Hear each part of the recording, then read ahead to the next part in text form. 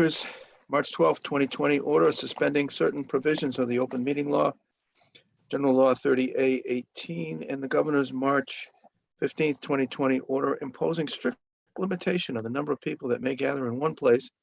This meeting of the Southborough Planning Board will be conducted via remote participation to the greatest extent possible.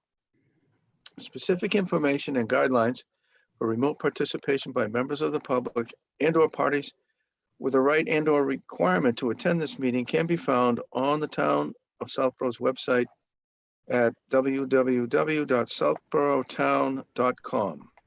For this meeting, members of the public who wish to listen to the meeting or participate in the public hearing may do so in the following manner. Again, going to www.southboroughtown.com/remote meetings. No in-person attendance of members of the public will be permitted, but every effort will be made to ensure that the public can adequately access the proceedings in real time via technological means. In the event we are unable to do so, despite best efforts, we will post on Southborough's website an audio or video recording, transcript, or other comprehensive record of proceedings as soon as possible after the meeting. So, good evening, everyone. First item on the agenda is a discussion item, the Master Plan Committee. This is Latrell. I have no further updates since our last meeting on November 30th. The Master Plan Committee is meeting again on this Wednesday, December 16th at 7:30. Thank you. Excellent, thank you. Okay, next item on the agenda is a 7:05 public hearing. We have to wait 3 minutes before we can launch on that. So, are we able to do minutes? Yes, we are, if you're willing. We have 3 sets of minutes for this evening. I make a motion, we approve the meeting minutes from November 11th, 2020, as written. Second. Andrew, you mean November 10th? Yeah.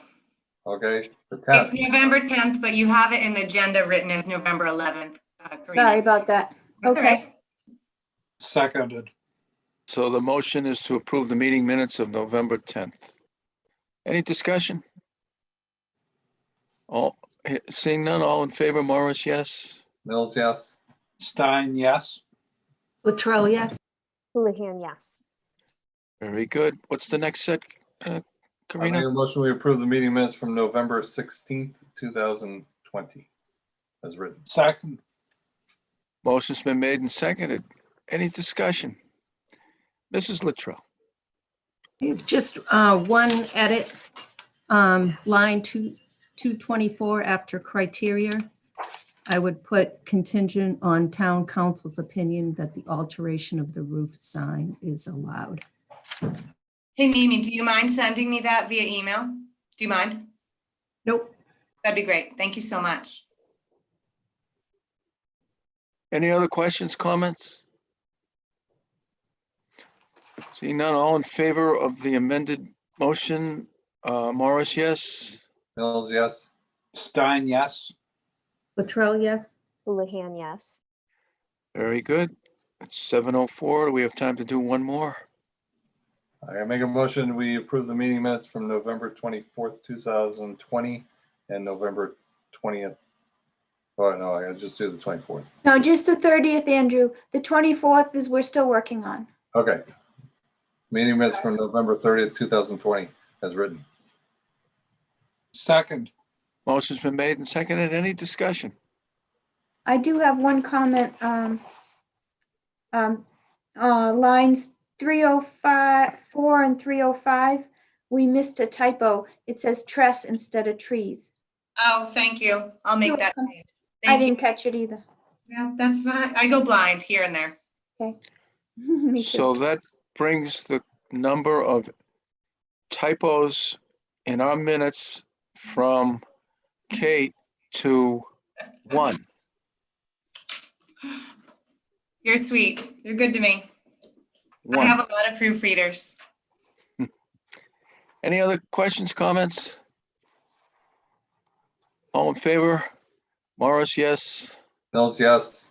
Stein, yes. Latrell, yes. Houlihan, yes. Very good. Thank you, Kate. Don, I'd like to just point out that that wasn't Kate's fault. That was taken from a waiver that I had typed in. And that Oh, so it was a copy and so it wasn't Kate at all. your number goes back to 0. That's right. Excellent. Thank you. See, it is now 7:05. Um, So that we can continue, we can open the continued public hearing for 60 Richards Road, Mooney Baseball Field, major site plan approval. This public hearing is continued from October 19th, November 2nd, November 16th, November 30th. We'll ask the town planner to give us an update, including the Zoom conference call that we had shortly after our November 30th meeting. Okay, quickly, just recap. Last meeting, November 30th, we were continued to this evening. At that meeting, it was determined that there should be coordination between Fuss and O'Neill and the rec department's consultant to mediate, mitigate, come to terms on a few last technical comments that Fuss and O'Neill had. A Zoom meeting was held on December 3rd, where Fuss and O'Neill, Sarah Hecker, Don, Andrew, Tim Davis, and Art Eddy, I believe, attended. It was a good meeting. We then received submission number 3 on December 8th. That submission was sent to Fuss and O'Neill, a revised set of plans and some documents. It was also forwarded to the planning board. We received Fuss and O'Neill final comments on December 11th, indicating that they had no further comments, that based on the revised plans and documentation received at the time of review, Fuss and O'Neill believes the applicant has addressed the comments presented in our review letter dated October 15th, 2020 and November 30th, 2020. That being said, I revised the draft decisions from the last meeting to a set dated December 14th. That was submitted to the, Tim Davis and Art Eddy, as well as the planning board members. That was pretty late this afternoon, so I can tell you that I looked through the plans and it appears that the conditions that were related to lingering technical revisions and such were addressed, so I removed those as well as the ones that were determined to be removed at the last meeting. Dawn, if it's up to you, we can show the revised draft online for the applicant to see, or I can just mention 1 or 2 things specifically that might stand out, and if everyone's in agreement, that would be it. I'd like to do both. Okay. Put them on the screen, but also we don't have to go over them word for word. So while you're doing that, would like to say hi to Tim and Art and Mike. Good evening. Good evening. Good news from Fuss and O'Neill. Great news. We'll take it. So for every site plan, the planning board submits to the town clerk a decision document. And it consists of a procedural history, kind of sets the table for what we're talking about. And then it goes into a listing of all the correspondence and pertinent documents for the proposed project. And then this draft also talks about the findings, waiver requests, and the decision and the vote of the board. And then there's a list of conditions. It's a relatively standard format that we use to capture the whole site plan public hearing. Not just the public hearing, but the materials leading up to the vote. So we have it on the screen. Sarah, are you able to just go from the first page just so that the public can see what it looks like? So there's the front page, planning board letterhead, and it talks about the procedural history. Go down through that. If Any you'll note the questions? highlighted, Sarah, stop at the highlights, go back to the first page. You'll note that the highlights are just still things I'm pointing out. December 7th represents the set of plans in hand this evening that Fuss and O'Neill reviewed and essentially signed off with their review comments. So that number shouldn't change unless this meeting leads to the revelation of a newer plan or a decision to create a newer plan. Correct. Okay, keep going. There's a note here at the end of section 8, additional documents to be added. In order to get these out this afternoon, I started working on the list. There's still some more to be added under 8 and 9. So that's just administrative information, stuff received during permitting, documents, materials. So that'll be updated before we file it with the town clerk. Okay. Then the section on the findings. This is more all go ahead. Yeah, it's standard language. Number one just identifies the project in more detail. Number 2 talks about any other permits, and then the rest is standard language. Keep going. This is followed by the waiver requests. And there's one question there. The very last waiver on this set of plans, I don't believe that there is light trespass, but this waiver was already voted and granted. So we could leave that in here if the planning board wishes to leave that in.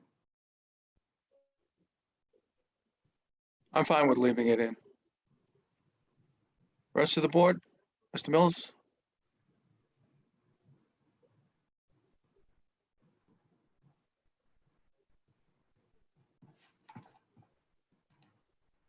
You there, Andrew?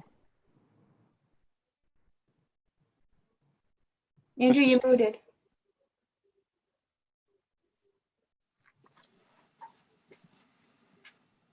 Maybe he can't hear us. Yeah, he's.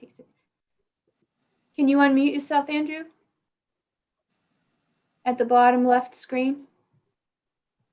Hit your microphone button.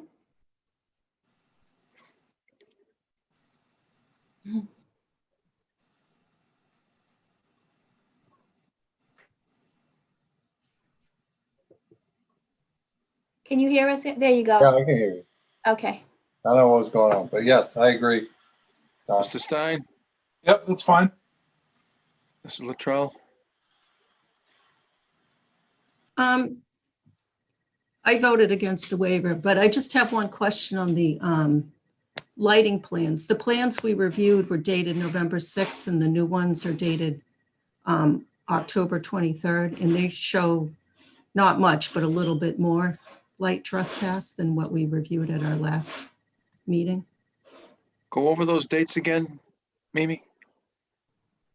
The dates- the last meeting, the plans were dated November 6th, and these are dated October 23rd. Yes, they are dated earlier.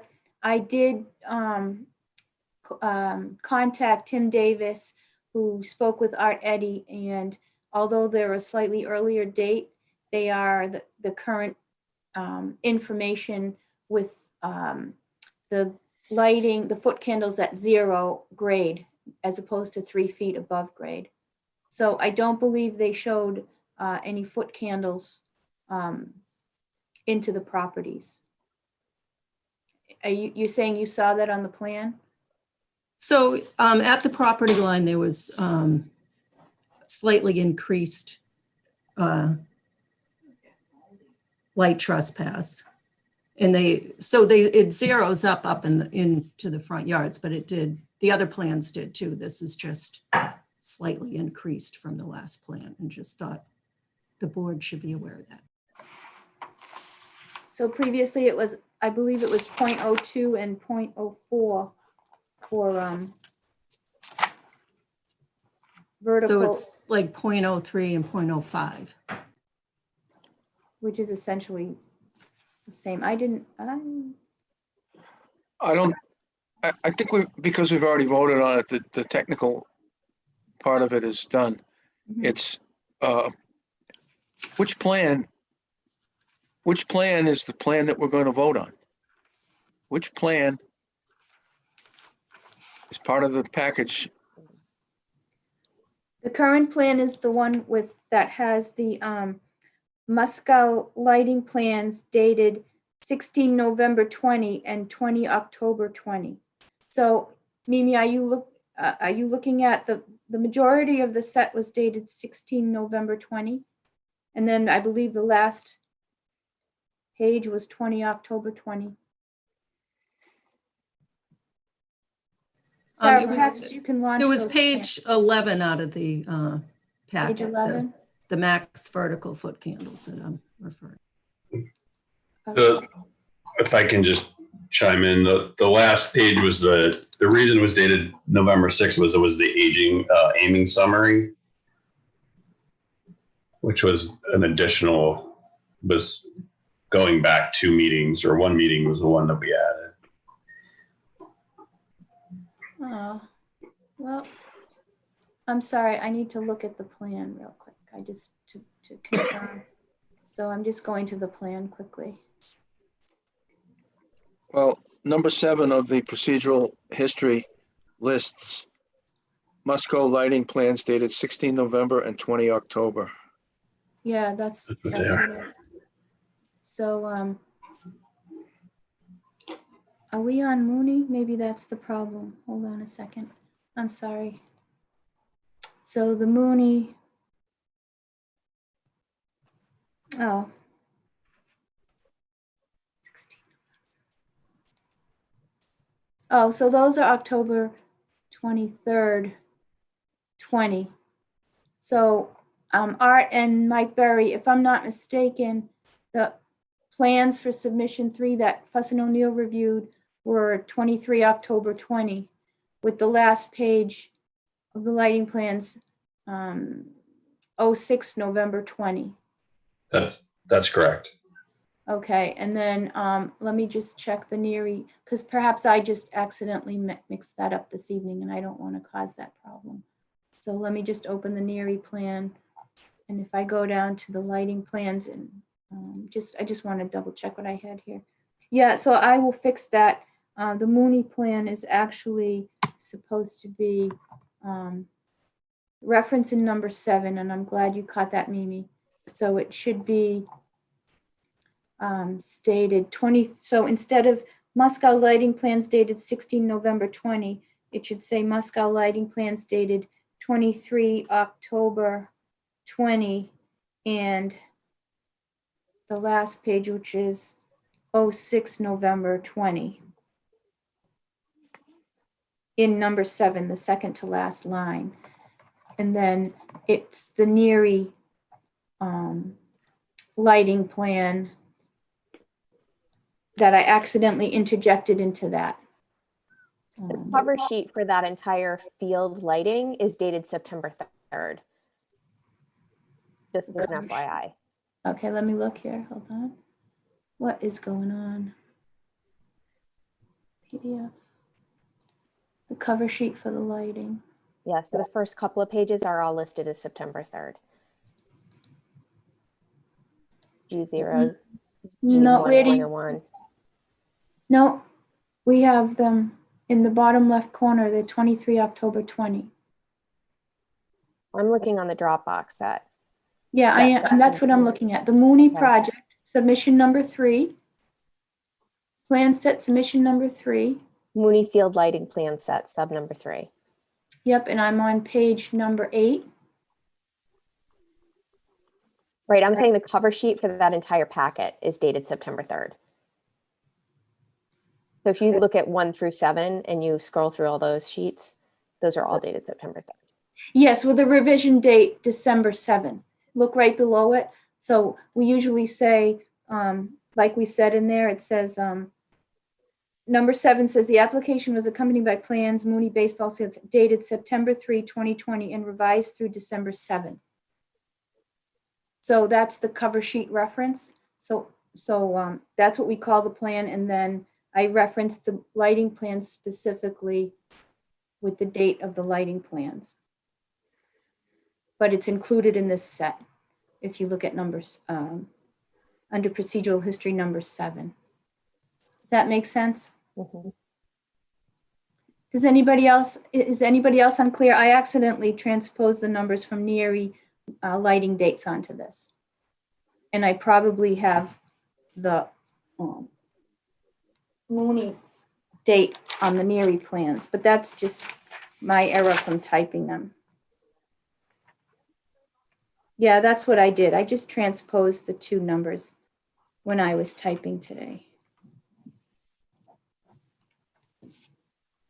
Okay, so what I want to just quickly do is zoom into the foot candles and just see what Mimi was saying. Because I see 0.01 and 0.02 in the street. And I see in talking about maximum vertical foot candles at 0 feet above grade. Yeah, the range is 0.01, 0.03, 0.05. And previously it was 0.02 and 0.04 maybe. But that's very small difference. That's what you were pointing out, right, Mimi? Yeah, I just want the board to be aware that the plans that they viewed and voted on the waiver for are different. Are slightly different, a hundredth different. So Mike, correct me if I'm wrong, but the statement that says plans show less than 1% of light trespass, that is still correct, is it not? Yes, less than 1%, yes. For Okay. sure. All right. So the vote of the board, does the board feel that the vote that we took on those other plans versus the plans that we have now is essentially the same? I do.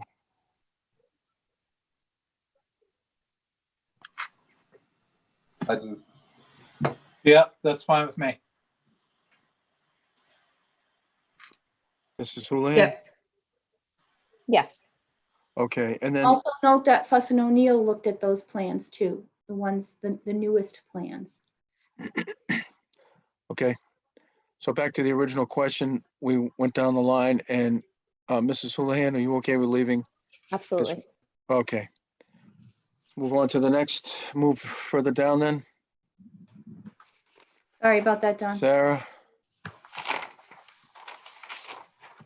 Okay, if you see here, we're just mimicking in the decision, December 14th, that's tonight's planning board meeting. And once the vote is had, we'll update the vote, the 000 to however it was voted. And the second paragraph is a reiteration of the item 7 for under procedural. So I'll be fixing the typo there for the Musco lighting dates. That says October 20th to, and November 6th. I'll be repairing that. I carried the same mistake down. Hold on. Karina, Yeah, the decision of the board, second paragraph. You have the right dates there. oh no, I'm talking about the second paragraph down. So you have the decision of the board at its meeting on December 14th, 2020. That's correct. But if you go to the second one, Yeah, the next paragraph, Oh, really? I have the right one there? 23, well, it says oot, but it's Yeah, that's the October. problem. I remember, I know what I did now. I was copying one and I probably had Neary open at the same time and I grabbed it from the wrong page. So yes. You just gotta fix oot to October. Typo. Yeah, got it. Sorry about that. Keep moving. Conditions 1 through 15. We have number 6 is highlighted. 6 is highlighted. I can say that at the last planning board meeting, Mimi had a comment on the tennis courts regarding landscaping because there was some landscaping added as a buffer per conservation requirements. So we added that note there. And I felt that because there are 3 trees proposed here on the Mooney project, that the same 2 standard conditions would apply. So I just added the standard number 6 about landscaping shall be in conformance with the plans and be maintained. And any trees damaged during the project or that die within 1 year affected by, that are in close proximity to the trees. That was the number 7. Okay, Then number 10, we typically in the past have required 3 sets of final approved plans, but we're finding we always have an extra plan, so we changed that from 3 to 2. It helps save costs, reduce paper, and we have an electronic set that that's endorsed by the planning board at that point as well. okay. Keep going, Sarah. And then number 16, I just have highlighted to confirm that we still want to include this attention to the Board of Selectmen's poll hearings for the utility polls. We left it in prior ones, didn't know if you wanted to leave it in here. It's a requirement either way, whether we put it in or not. I think I should leave it. Okay. Anybody else object? No. Okay, and then once you vote, I will update the vote. And then you can see at the, right there, the chairman signs it, and then it gets over to the town clerk, and that starts the 20-day appeal period, once he stamps it. Yeah, and after which, if there's no appeal, the town clerk attests that there was no appeal and signs and dates the bottom. And then the applicant can pick up an attested copy after the 20-day appeal period. Any questions or comments from the board? Because then we're going to go to Tim and his team. Questions, comments from the board? Seeing none. Tim? Everything looks great. I mean, Karina sent this over. I had time to review it. Everything's great. I thank you all for the additional help and work with Fuss and O'Neill last week. That was the icing on the cake, getting everything cleared up. So I think we're all on the same page right now, moving forward. And can we hear from Art and Mike? Yep, we're good. I'm good. Open it up to the public. Any questions or comments from the public? I do not see any hands raised at the moment.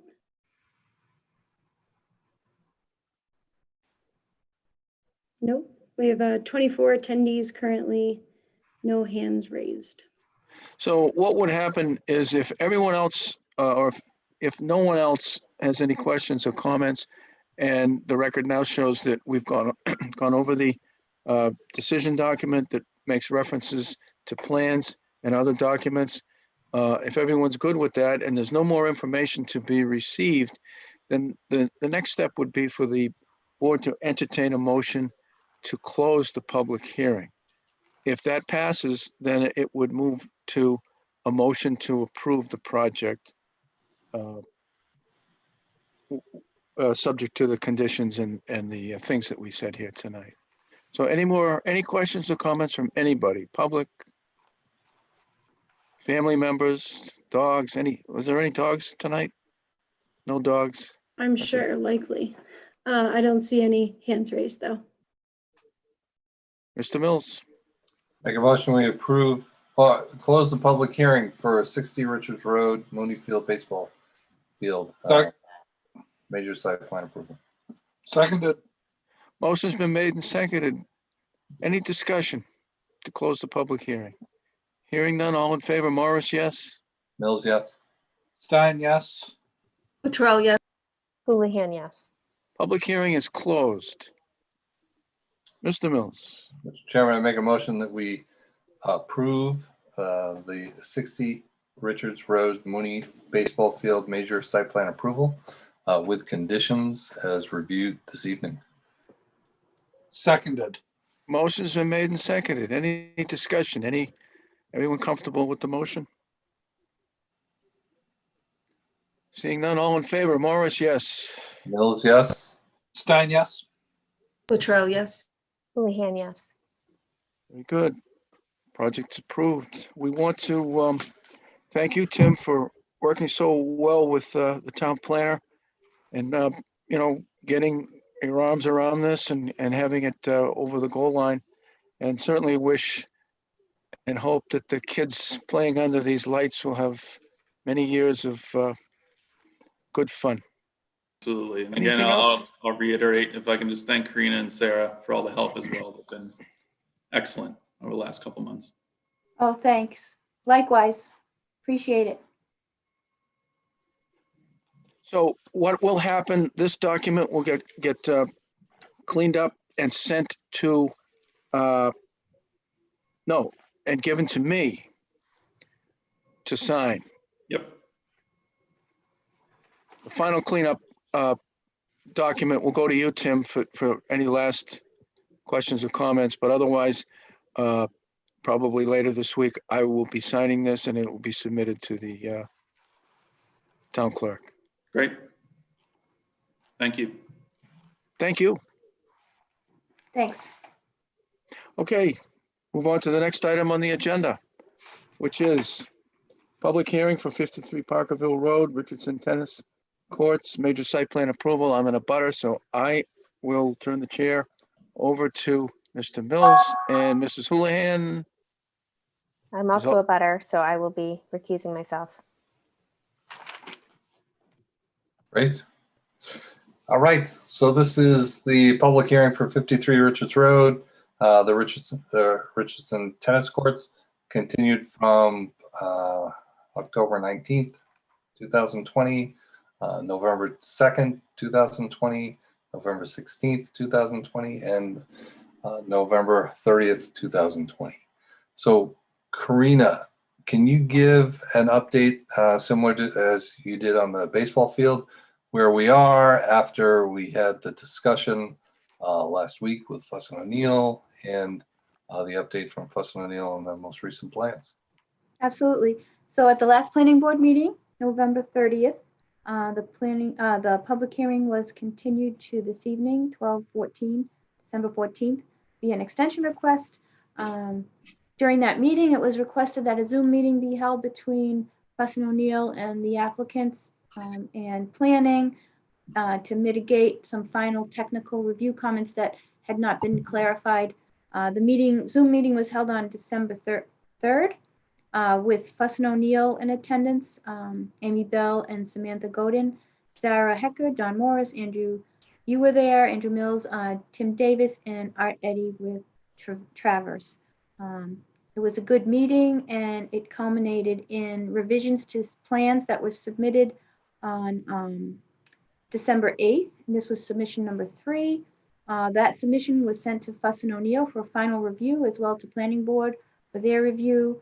We received final comments from Fuss and O'Neill on December 11th, which indicated, let me just find the letter here, hold on, which indicated that it was dated December 11th, 2020. Based on revised plans and documentations received at the time of review, Fuss and O'Neill believes the applicant has addressed the comments presented in our review letters dated October 15th, 2020 and November 20th, 2020. Any revisions to the plans and documentation will need further review. Please feel free to contact us with any questions. In essence, that's the final review. unless anything gets changed. Based on that information, I proceeded to revise the draft decision from November 24th or 25th, it was, to a December 14th version.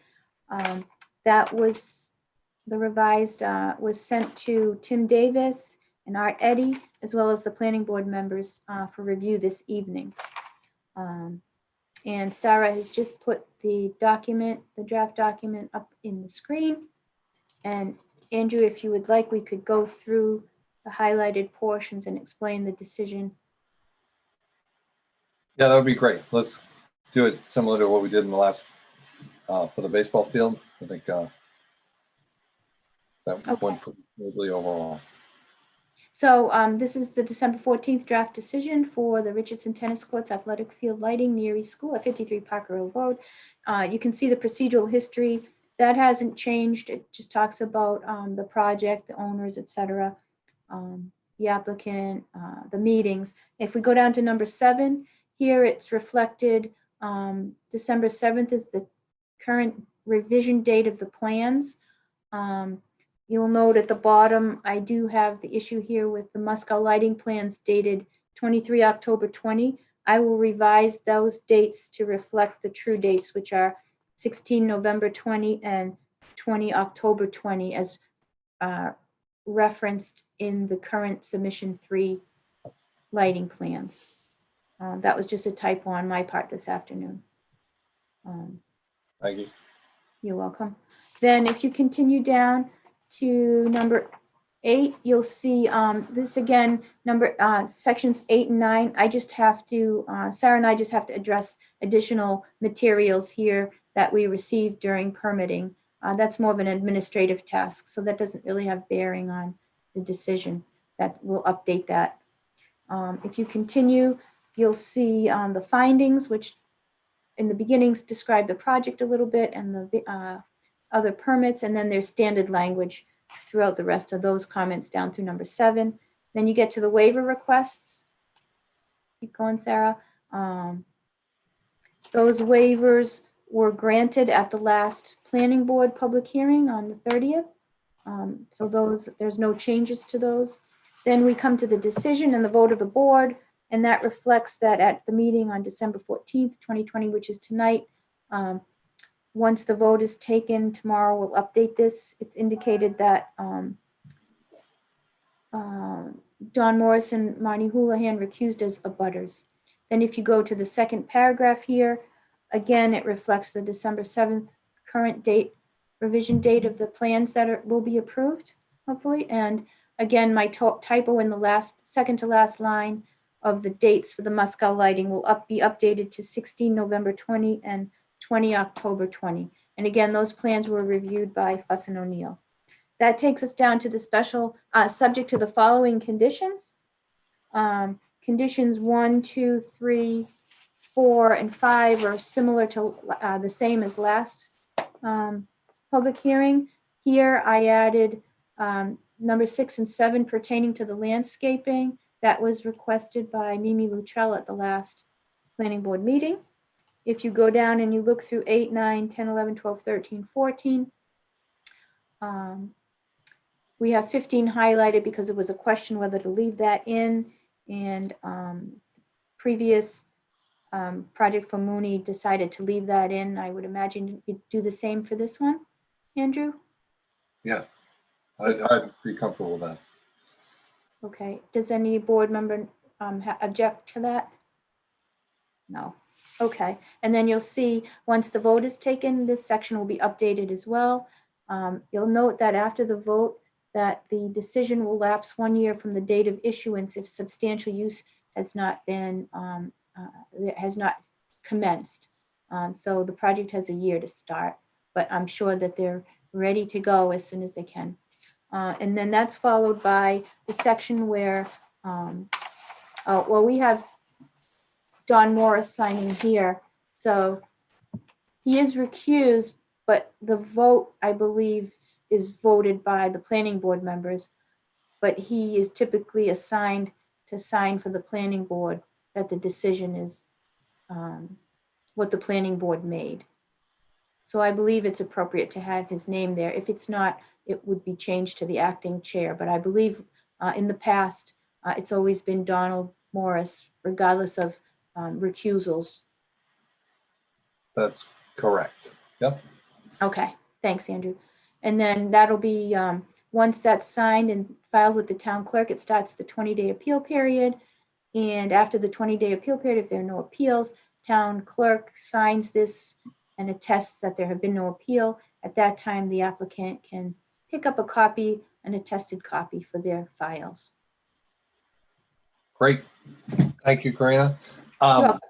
For Mimi and Jesse, I think the only topics that really came up on the meeting we had last week with Fuss and O'Neill and Moscow and team and Tim was the button that would be on the box. I mean, they talked about the box, and Fuss and O'Neill got much more comfortable with the timing of the lighting, that Tim was going to have control of that, and that it was based off the time of the sun. But I think the only addition was the plan was with a button to ask for it to be turned on was to be added. So I just want to bring you up to speed on that. The majority of that meeting that was the other week had to do with the baseball field.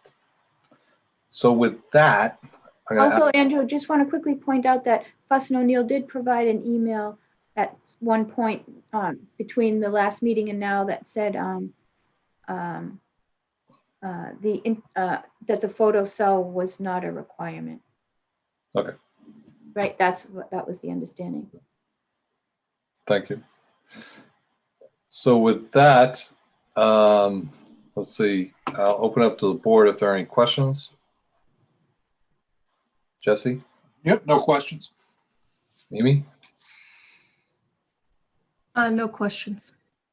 Okay. Tim and team, anything you guys want to add? No, I think we're all set. I think same with baseball. I appreciated that we all did appreciate that meeting with Fuss and O'Neill the prior week to get everything ironed out, and we're feeling good. So we're all set. Excellent. So then let's see, Sarah, is there anyone from the public that has any comments, questions? At the moment, I do not see any hands raised. We have 20 attendees, but no hands raised on this. Okay.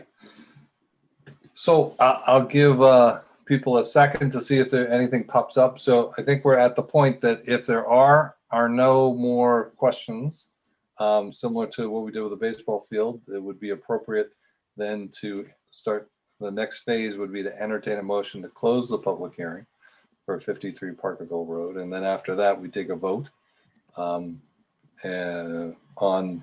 the plan with the conditions that were reviewed. Is there no more questions? No hands or anything? I don't see anyone with any hands up. All right, Jesse? No questions. Is there a motion? Oh, sorry. I move to approve the project at the Richards Tennis Courts. Just got to close it first. Yeah, close the public hearing. Okay.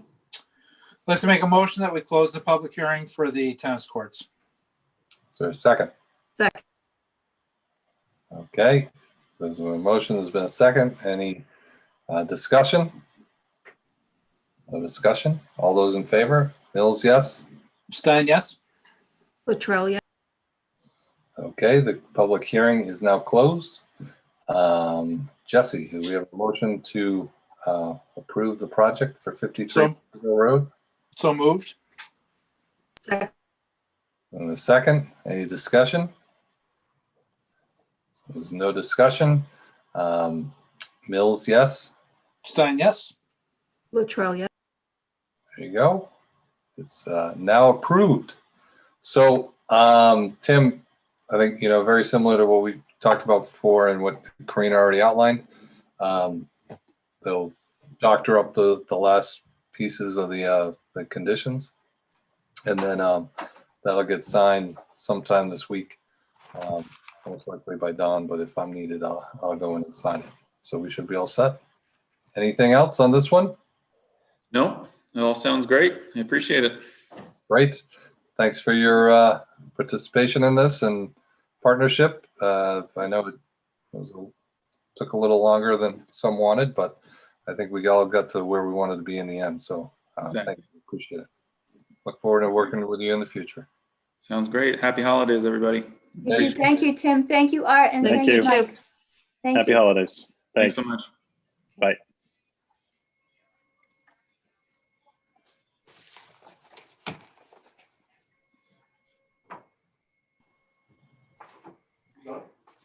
So with that being said, I will peacefully transition the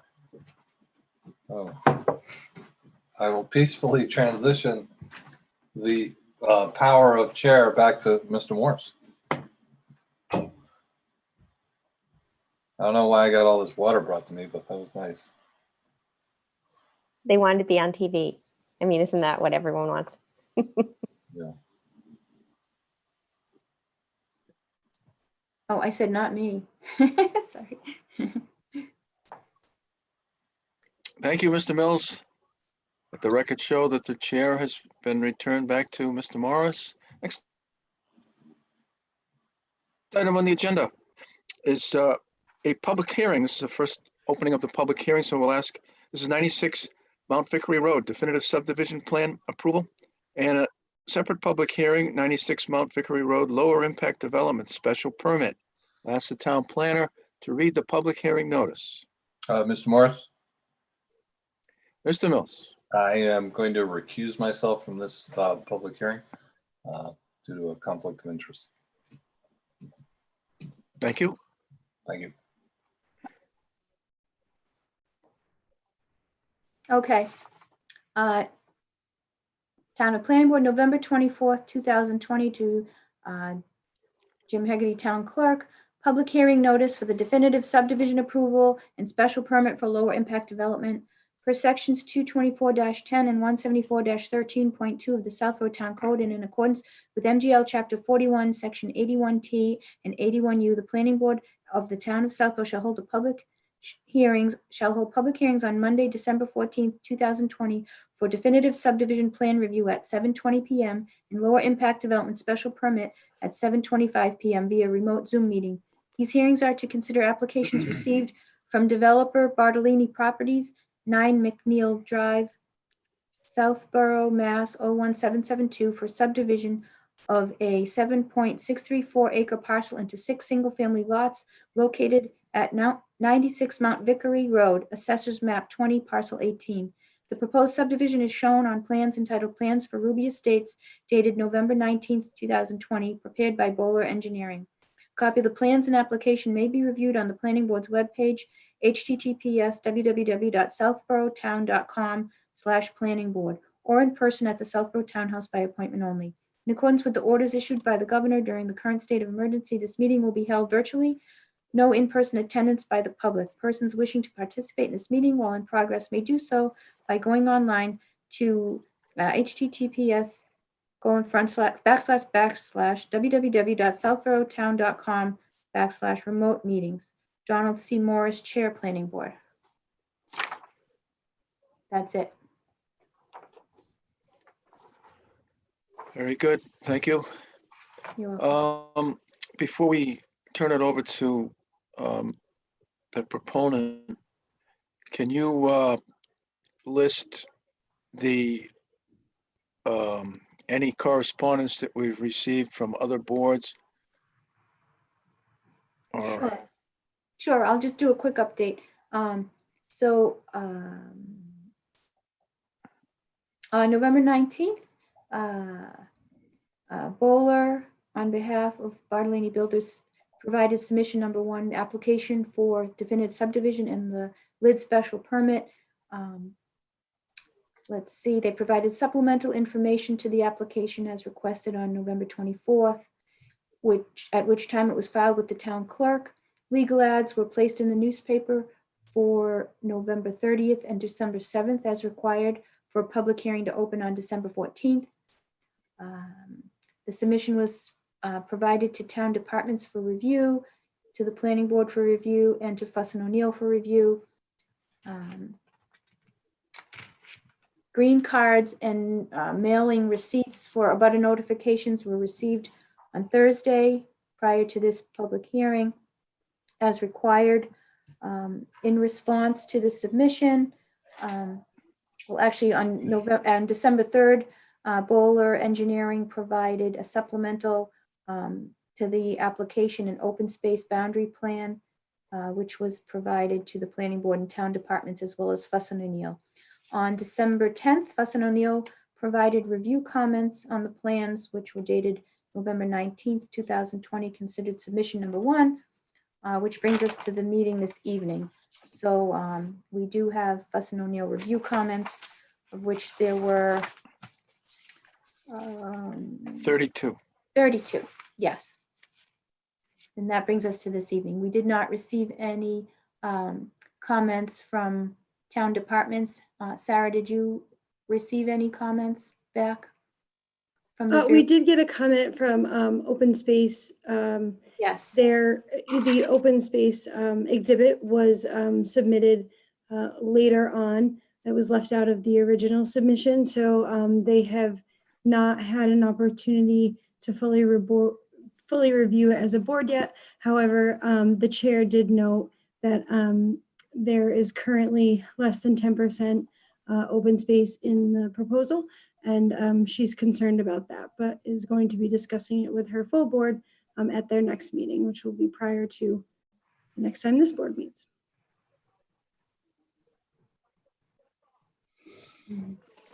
Very good. Michael, good evening. Sorry, good evening. Welcome back. Welcome. Could you introduce yourself and your team members? So I'm Mike Bartolini with Bartolini Properties. I believe my brothers are on here somewhere. And then would you like them promoted?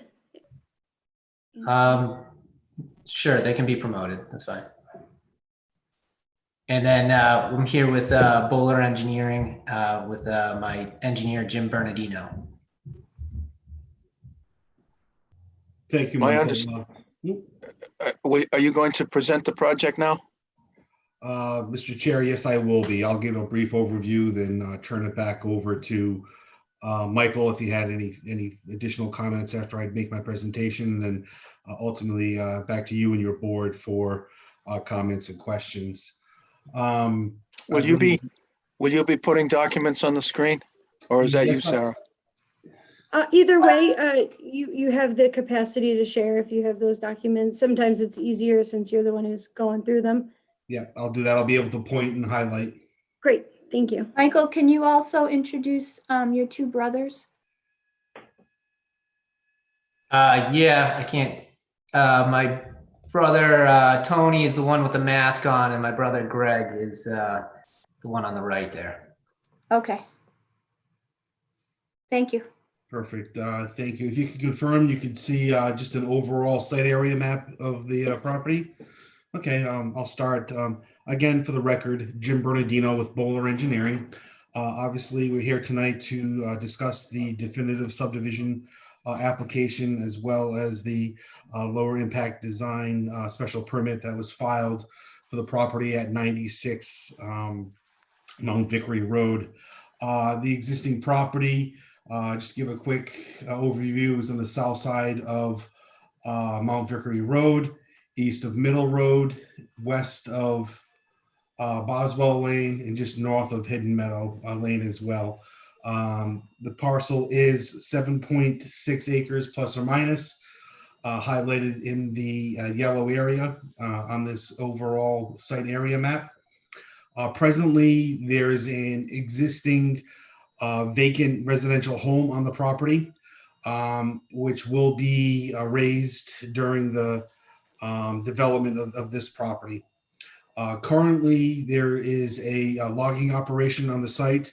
Has been historic operations there for numerous years. Presently, they're operating with processing of logs, timber, and firewood. The proposal will be obviously to raise the existing building, discontinue that use to allow for the development of the proposed subdivision as provided to the board. The proposal is to subdivide the 7.6 acre parcel with a proposed roadway, which is currently being called Lamson Drive. It's approximately 570 feet long, dead end with a cul-de-sac with a 50-foot turning radius at the end, with the right-of-way being 120 feet. So we have 100 feet of pavement with 120-foot boundary for the property. The proposal is to construct that 570-foot plus or minus roadway with the 50-foot right-of-way. That will allow for 6 residential homes that all have the minimum frontage of 150 feet. This is a Residence A zone, so the requirements will be to have 150 minimum frontage, a minimum of 1 acre lot with setbacks of 35 feet for the front, 25 for the side, and 50 for the rear. The proponent is proposing a paved driving surface, which is going to be 20-foot width, which meets the minimum requirements of the design standards from the subdivision control bylaws. Part of the development will also include a handful of street trees along the perimeter of the proposed roadway, spaced approximately every 40 feet on center. As part of the proposal, we are requesting a waiver not to install any sidewalks. We'll touch base on that momentarily, but with the Fuss and O'Neill peer review, they mentioned that within your regulations, there's allowance for this type of roadway not to have sidewalks, so that waiver would not necessarily be required to be sought. The development obviously is connected to Mount Vicory Road, along with public water will service the development. Each individual lot will have its own individual wastewater septic system. We've conducted testings out there, and we have all the percolation data complete at this point in time. We completed that the first week of December. We've had a number of preliminary soil tests conducted out there. So we were very confident of what we were going to find out there. Soils are suitable for the proposed intended use and disposal of septic system waste. I'd like to touch base on the open space real briefly. It was mentioned, I'm not sure, I believe the correspondence that was just recently received. Our open space exhibit that we show, we're proposing the 20-foot no-touch zone to remain as undisturbed open space, as well as an area on the back over here. That area exceeds 10% minimum requirements. The actual proposal is just over 11%, 11.5% open space is proposed for the development. So I just wanted to touch base with that because I'm sure that'll be getting further review from your board as well as the commission. Likewise, to address potential impacts with the lower impact design special permit, we prepared a comprehensive stormwater evaluation for the development. The site will implement a stormwater collection, conveyance, and treatment system, which will be comprised of deep sump catch basins, underground pipe that will lead to at the rear of the property, a sediment forebay, as well as an infiltration basin.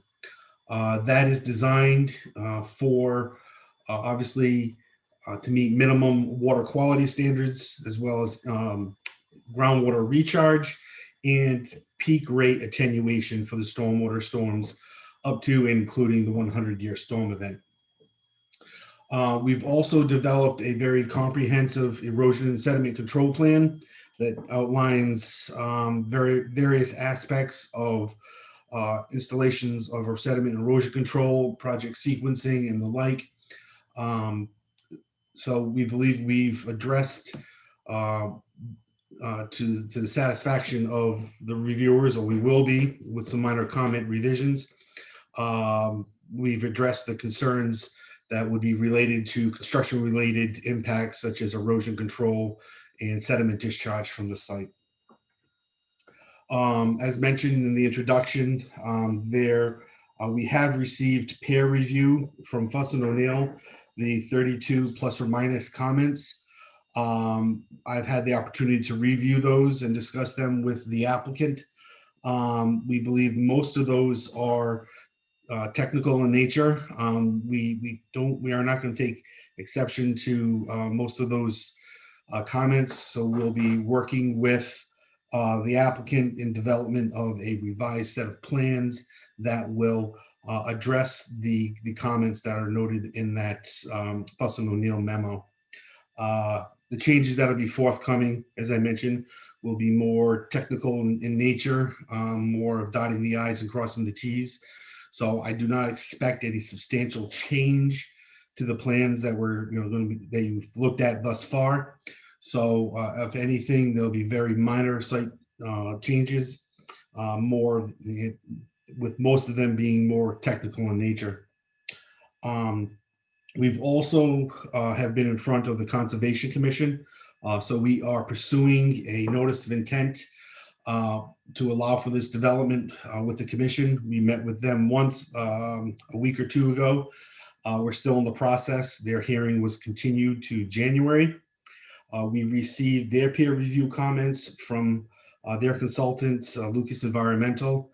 Again, those comments, we're in the process of addressing them. We want to make sure we got everybody's comments in hand before we move forward with resubmission of documents. I think with the Fuss and O'Neill comments, as well as the feedback from the Conservation Commission, as well as their peer reviewer, we have a good grasp on a number of items that need to be updated in the plan. So we'll obviously be moving forward with that in the days to come. So we fully expect to have updated plans to the commission within a week, and obviously any other comments that may come out from the board this evening, we'll take that into consideration as well as we develop any updated plans.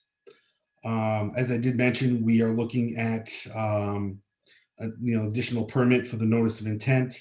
We're also going to be subject to a stormwater permit from the Conservation Commission, as well as septic design review from the Board of Health.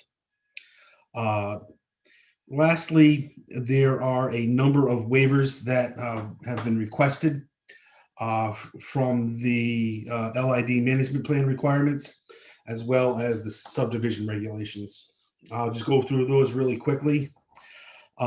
First waiver that we were seeking was from section 244.21 of the subdivision regulations, which is the elimination of a sidewalk. In your Fuss and O'Neill's review, they did mention that there's an allowance for this type of road on configuration being minor in nature, that a waiver for the sidewalk would not be required. We would just defer back to the board on that. If that is deemed true, we withdraw the waiver. However, we'd just like that to stand, just to make sure that we do address this topic with the board one way or the other. A second waiver from the subdivision regulations was section 244.26, which is the requirement to install concrete bounds at property corner change in directions. The applicant proposes to install iron rebar at the property corner changes in directions. The concrete bounds will be installed along the roadway points of tangency and points of curves as well. So the roadway will be fully bounded by concrete. However, the property lines would be set with iron or steel bar. And there was 4 waivers requested from the LID management plan. Number one is the proposed vertical survey datum. Your regulations require a 1929 datum. The new industry standard is 1988, the NAVD 88 vertical datum. So we're asking that the board allow for that. Industry standard, FEMA has changed over to that. Many of the local GIS systems are all on this newer datum of 1988. Number two, we're seeking a waiver from the creating a contour of maximum groundwater elevations to across the site. We've conducted a number of test pits throughout the site in the areas of concern for septic systems as well as drainage. So rather than an interpolated contouring map, we request that we grant a waiver from developing that map and use site-specific, location-specific soil testing data that has been obtained. Three is we're looking for a waiver to provide a water balance calculation, a yearly hydraulic budget of wastewater for pre and post development conditions on the site. We're asking a waiver from that. We are following the guidelines of the DEP stormwater policy, and with the design of that, we're providing in excess of the groundwater recharge, which is required under their regulations. As such, it's presumed that the approximate groundwater recharges, the proposed groundwater recharges approximate the existing condition. And lastly, there was a request for an emergency response plan. Basically, a complete emergency response plan with a profile of events that could adversely affect the groundwater or surface waters. We provided that for a long-term aspect. However, we did not provide that for a construction-related item. We would withdraw that application based upon the review of the consultants, Fuss and O'Neill's comments on this. They do recommend that it be incorporated into the stormwater pollution prevention plan, which the applicant is willing to do. Obviously, that is generally prepared prior to construction. So the applicant would take no exception to making that part of a condition of approval. With that, that is kind of a long-winded overview of the project and the waivers that were being sought. I would turn it over to Mike if he has anything to add or subtract. If not, we can go over to the board and open up the dialogue for some questions and answers. I just had the Lamsons asked me to say something real quick, so I was just going to read that real fast. The Lamsons are the ones that own the property for numerous generations, but I just wanted to mention that 4 generations of Lamsons have lived and continue to live in town. That the Lamson daughters asked for the road to bear the Lamson family name. They are invested in it and to make sure that the development is something that they can be proud of. And that's why they really wanted to work with the Bartolini family. It's a family that has as much history in Southborough as they have. So that was it. Thank you, Michael. So I think that concludes our presentation on our end. And Mr. Chair, I turn it back over to you and the board for any questions and answers you may have, or any questions that you may have. Very good. Thank you, Jim. That was an excellent presentation. We can tell that this isn't the first time you've done that. Thank you. So and as you said, the 32 comments, many of them are technical that you have already started to engage in fixing and have declared that you're going to have a revised set of plans. So we probably won't spend a whole lot of time going over this set of plans, at least not into the details. There's a couple things I wanted to bring up, and then I'll move it down the board members. One of the comments had to do with vertical curve data. Yes, if I may, we do have the proposed roadway design has differential slopes. A 1% slope to either, I believe it's a 3% slope. My general rule of thumb is once you get over 2% deflection differential, you generally need to do the vertical curve. But we're not going to take any exception. Our revised plan will show a short vertical curve to transition from the slope changes on the proposed profile. So basically, we're going to be introducing a minimum of a 50-foot curve. I think we may go down to a 40-foot curve at the entrance of the road because we're just slightly coming up for a very small area at the intersection with Mount Vicory Road. So that was a long way of saying, yes, we will introduce vertical curves. That's good, because I think that's one of the things for residential subdivision roads the board has been consistently requiring. There was a comment late today from one of the neighbors requesting a planting of dense trees between his property and the proposed houses. I believe his address was number 70, Mount Vicory. It's Mr. Jesus. Is that right, Karina? He's 170. 170. Or Can you 172, something like that. Can you show us on the map where he lives? 170. Are you asking us, Don, or are you asking Mike Bartolini? I'm asking the proponent. James? Yeah, I mean, probably that first slide showed the locus, and we can all see where he's talking about, and if his request is can be granted. 170, I'm not sure. 170.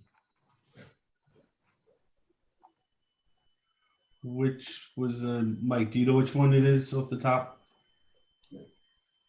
I think he's on Middle Road, but I think you're talking, it's either 170 or 172. I don't know. I don't have that. The Middle Road? She just commented she's at 170. Okay, 170 Middle Road? Yeah.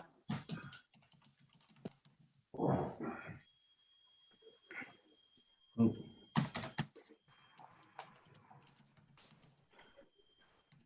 I'm assuming everybody sees my Google Earth, correct?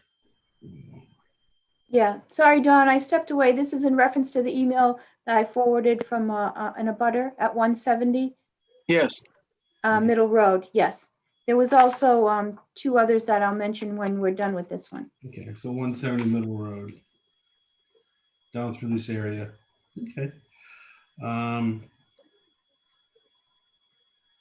You don't have to answer tonight, but I want to make sure you understand. I'm just highlighting. So this is the 170 that we're talking about right here. And probably be looking for some sort of dense plantings in this area down in here. I can speak with the applicant on that. I know that he does plan on implementing, comprehensive landscaping for each of his lots, as he goes along to suit his customers. So, his goal is to provide something that's aesthetic to his customers as well as to the neighbors. So I think we will be able to speak to get with him and come up with something that'll be reasonable to probably all parties. Very good. Good answer. I'll turn it over to, did Erin want to speak? No. It looks like she just answered in the chat box that she said, thank you. Oh, She no, said, you no, you guys guys covered it." covered it. Okay. All right. Mr. Mills, questions, comments? Mr. Mills is recused, so I'm going to That's right. take his Mr. Stein, spot. sorry. Why are you seeking the waiver for sidewalks? Waiver for sidewalks. Presently, obviously, we are a very small, limited development with 6 lots. A sidewalk is not present in any of the surrounding neighborhoods. So obviously, Mount Vicory Road, and abutting streets of Middle Road and the like, are not, do not have sidewalks. So we were going to be consistent on that. Also, the construction of sidewalks adds impervious surfaces, and we're trying to minimize that as well as part of the overall drainage and lower impact techniques that we're trying to implement. Obviously, that sidewalks do provide a benefit in certain circumstances. We don't think it will in this case, just due to the fact of the small neighborhood. It's only going to be 6 residential lots, and then the surrounding neighborhood, which does not have any sidewalks in itself as well. And I'd just like to reiterate Fussin O'Neill's comment in their review letter, mentioned that we requested the waiver, and that under the regulations, under the definition of the road classifications that we would fall under, the design standards do not require a sidewalk there. However, when you read the regulations, it says a sidewalk's required. So we, out of just being very cautious to make sure we have the I's dotted and the T's crossed, we requested the waiver from the board. Why are you requesting a waiver for granite or concrete monuments to be established denoting the point of intersection and subdivision boundaries? Well, generally we find with the residential property corners themselves, over time, they generally get backfilled with lawn, loam, and concrete generally is not detectable when future surveys are provided.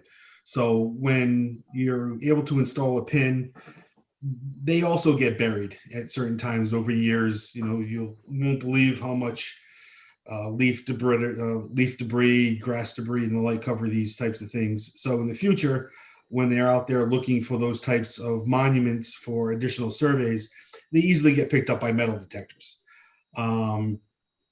And generally, when you're along the roadway, it's easy to tape out and determine where the bounds are, the concrete bounds in the street. So we're proposing that in the roadway, and then the metal rods within the angle points for each individual lot. What's the time frame for getting through the Board of Health for the septic systems? Timeline, we have not. We have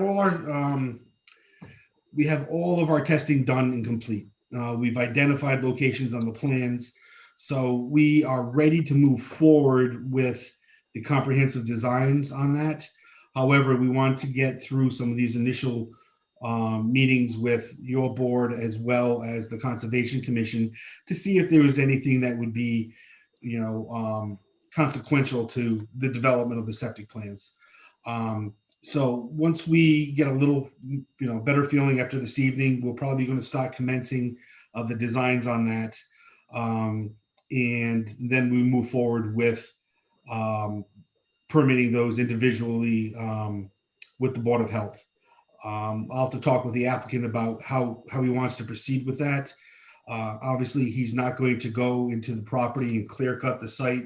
He's going to, work on one lot at a time. So he may permit one septic system at a time as well. But long story short, there's no definitive timeline as to when we're going to get all those permits. But obviously, we're aware that they are required, and we would be obviously seeking those at the appropriate times before, construction begins. I'm at a little bit of a disadvantage right at this second because I have not had a chance to review the memorandum from the Open Space Commission. Okay. But when there's a discrepancy with the Open Space Commission, my standard practice as a planning board member is to request the proponent reconcile it to the satisfaction of the Open Space Commission, generally speaking. And I do see in the Fussin O'Neill comments, comment number 22, the as shown on the open space exhibited, the applicant is proposing a 20-foot setback from the wetland areas as open space area to meet the open space requirements for the project.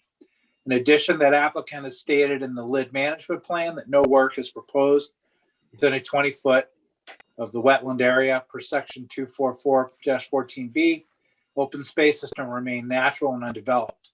The proposed riprap must not be located within the open space area. Please review and revise accordingly. So I raised that as a possible, that might be part of the discrepancy. It might not. I don't know yet. But Yeah, just We'll to see. add on to that, if I may, we have taken a look, and we're going to be able to pull that riprap out of that 20-foot area, so there will be no disruption within that 20-foot setback of the resource areas. It's kind of an engineering practice that I like to do, is to extend stabilization to the edge of the resource area, but I do understand the requirements locally, so we'll be able to pull that riprap back and have no alteration within that 20-foot setback to the resource area. thank you. That's it for me for now. Thanks, Jesse. Mrs. Latrell.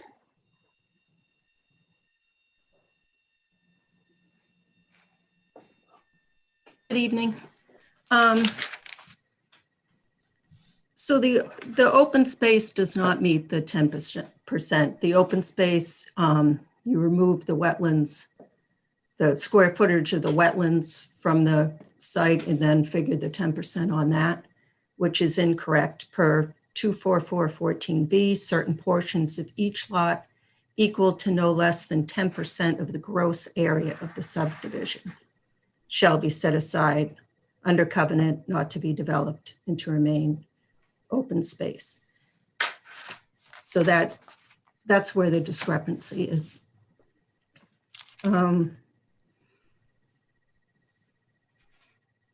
My other question, you have proposed red maples for street trees, and they're salt sensitive, so they're not good street trees.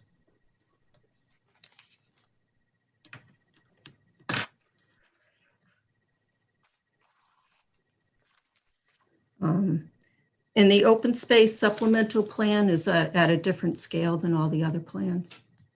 It's at 1 inch equals 50 feet instead of 1 inch equals 40.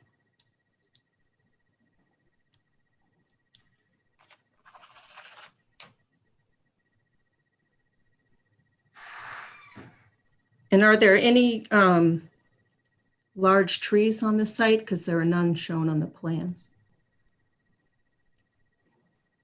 Okay. Just to respond to some of the questions that you have, we will reevaluate the open space calculations and update accordingly. Likewise, we'll just make sure that we have consistent scale plans so they match up exactly with the other sheets within the set. That's not going to be an issue. We'll take a look at alternatives to the red maple. That'll be a little more salt tolerant. We'll work with the applicant to get those implemented into the site plans. As far as a substantial James, trees, James, this is Karina Quinn, town planner. I just want to point out that the town has a street tree guideline that gives some examples of possible selections that you might find helpful, and it's on the planning board website. Perfect. Yeah, if you can't find it there, give me a call and I'll show you where it is. Thank you. And as far as substantial trees on the site, we have not gone out and identified individual tree locations on the project. There are some relatively larger pine trees that are on the site. Many aren't in the greatest shape, but we have not gone out to identify each of the individual trees on the overall parcel. It's primarily wooded. That was some of the comments that was brought forth, not only in Fussin O'Neill's comment letter, but the Conservation Commission wanted to see that as well. So we'll be identifying the existing as well as the proposed tree line as it would result from the proposal that's in front of everybody today. Is there a stream or a brook on the site? Yes, there is. And that's not identified on the plans either. Yes, they are. If I may, I'll share my screen again to identify that where it is. So here we are here. Obviously, we have the bordering vegetated wetland that runs the entire side of the property. That's noted boundary vegetated wetland. As it goes down, once it gets to a certain point down here, the orange line notes it as boundary of bank, which is a brook. The resource area is called the bank. So associated with the bank is an intermittent brook that runs down the middle of this. It's actually labeled stream in here. So we have identified that. Okay. And we actually received a notice of resource area delineation from the Conservation Commission. They've confirmed the limits of the resource areas on the site. That was our first process that we took with the Conservation Commission. Once they confirmed that, we formalized our plans and designs and resubmitted to the town. Okay. Sorry, my mistake. No, that's not a problem. There's a lot in these things, a lot in the plans. Oh, and I just, when you were highlighting where trees would go to screen the property of the abutter, just to note they can't go in the no touch where you highlighted. Correct. Okay.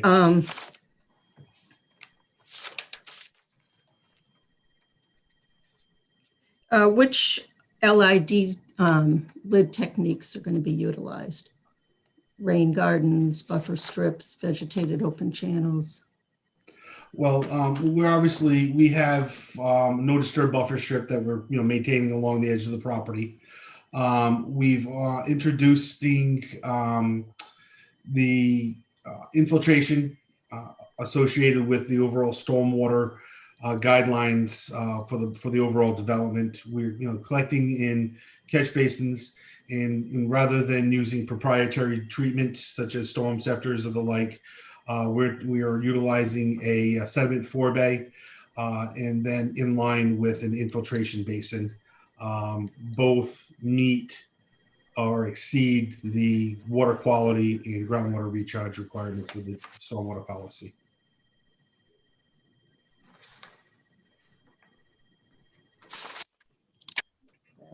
And I watched the December 3rd Conservation Commission meeting, and the conservation commissioners were very concerned that the wetland buffer, almost none of it was being preserved. And there was a comment made that the reason it wasn't was because a less impactful plan was brought before the planning board that met the bylaw, but the planning board said they preferred the conventional plan. So just to set the record straight, the flex plan, which is a special permit that allows for reduced frontages, setbacks, et cetera, in exchange for an increased percentage of open space, the plan's percentage did not meet the requirements of the bylaw for the open space in both percentage and the intent of the open space portion of the bylaw. Oh, and my last question is, what is the square footage of the upland on each lot?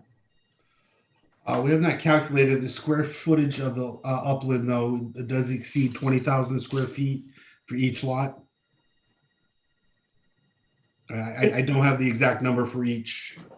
Maybe I do. Can that be shown on future plans? Yes, it can. Okay, thank you. That's all I have. Thank you, Mrs. Houlihan. Yes, well, my colleagues have covered quite a bit our territory. I just one comment. So, Mr. Bernardino, you had mentioned that the applicants plan to file landscaping plans for each site to customize. It's typically was that, did I misunderstand that? It was not the intent to file. It would be implement landscaping on Okay. each. He does do, you're probably very familiar with his projects throughout the town. So obviously he wants to make it a very marketable and desirable neighborhood. So he is going to enhance each of the lots with landscaping. However, the intent is to implement it, but a formal plan is not proposed at this time. So I think we like to see the larger plan of a landscaping approach. So are you not intending to provide any landscaping plan for us to review for this property? The intent was to provide what was required on the subdivision regulations, which ultimately is just a requirement of the street trees along the frontage. Obviously, the intent is to go above and beyond that. But at this time, there's no formal plan for the lots on an individual basis. So right now, the only proposal would be to, for the minimum requirements of the street trees. Okay, thank you. That's all for me, Mr. Morris. Very good, thank you. I guess we can open it up to the public based on the. Don, just one quick thing. Yeah, go ahead. I just wanted to point out, because I do see attendees there, I don't want them to feel like we didn't receive their information. On November 24th at 2 p.m., we received an email from Jason Kurtz, 168 Middle Road, concerned about the proposed development. I don't know if you want me to read the email or if you would give him the opportunity to speak for himself as he is in the attendees. And then I also, yeah, and then secondly, and I believe this person is also in the attendees, is Thomas Ocamazzo, 96 Mount Vicory, 88 Mount Vicory, a resident. He also had some concerns and possibly support based on some notes I have, but he may also want to speak for himself. But I did receive those two additional abutter input. Thank you. So let's open it up to the attendees, to the public, and see what they have. Any questions or comments? Okay, we do have a hand raised.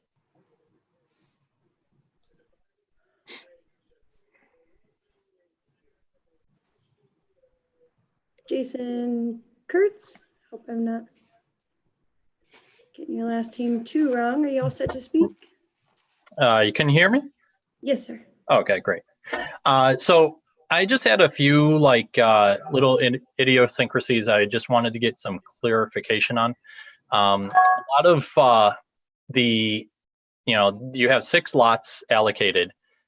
Looking at the cut fill, PDF that you have, you basically plateau the lot and do so that there's a steep drop off that runs towards the middle road side of the project. It appears, it kind of, you create kind of like a high point, and it splits sort of evenly, but that means that there's going to be a lot of anticipated water runoff heading towards the middle road side of things.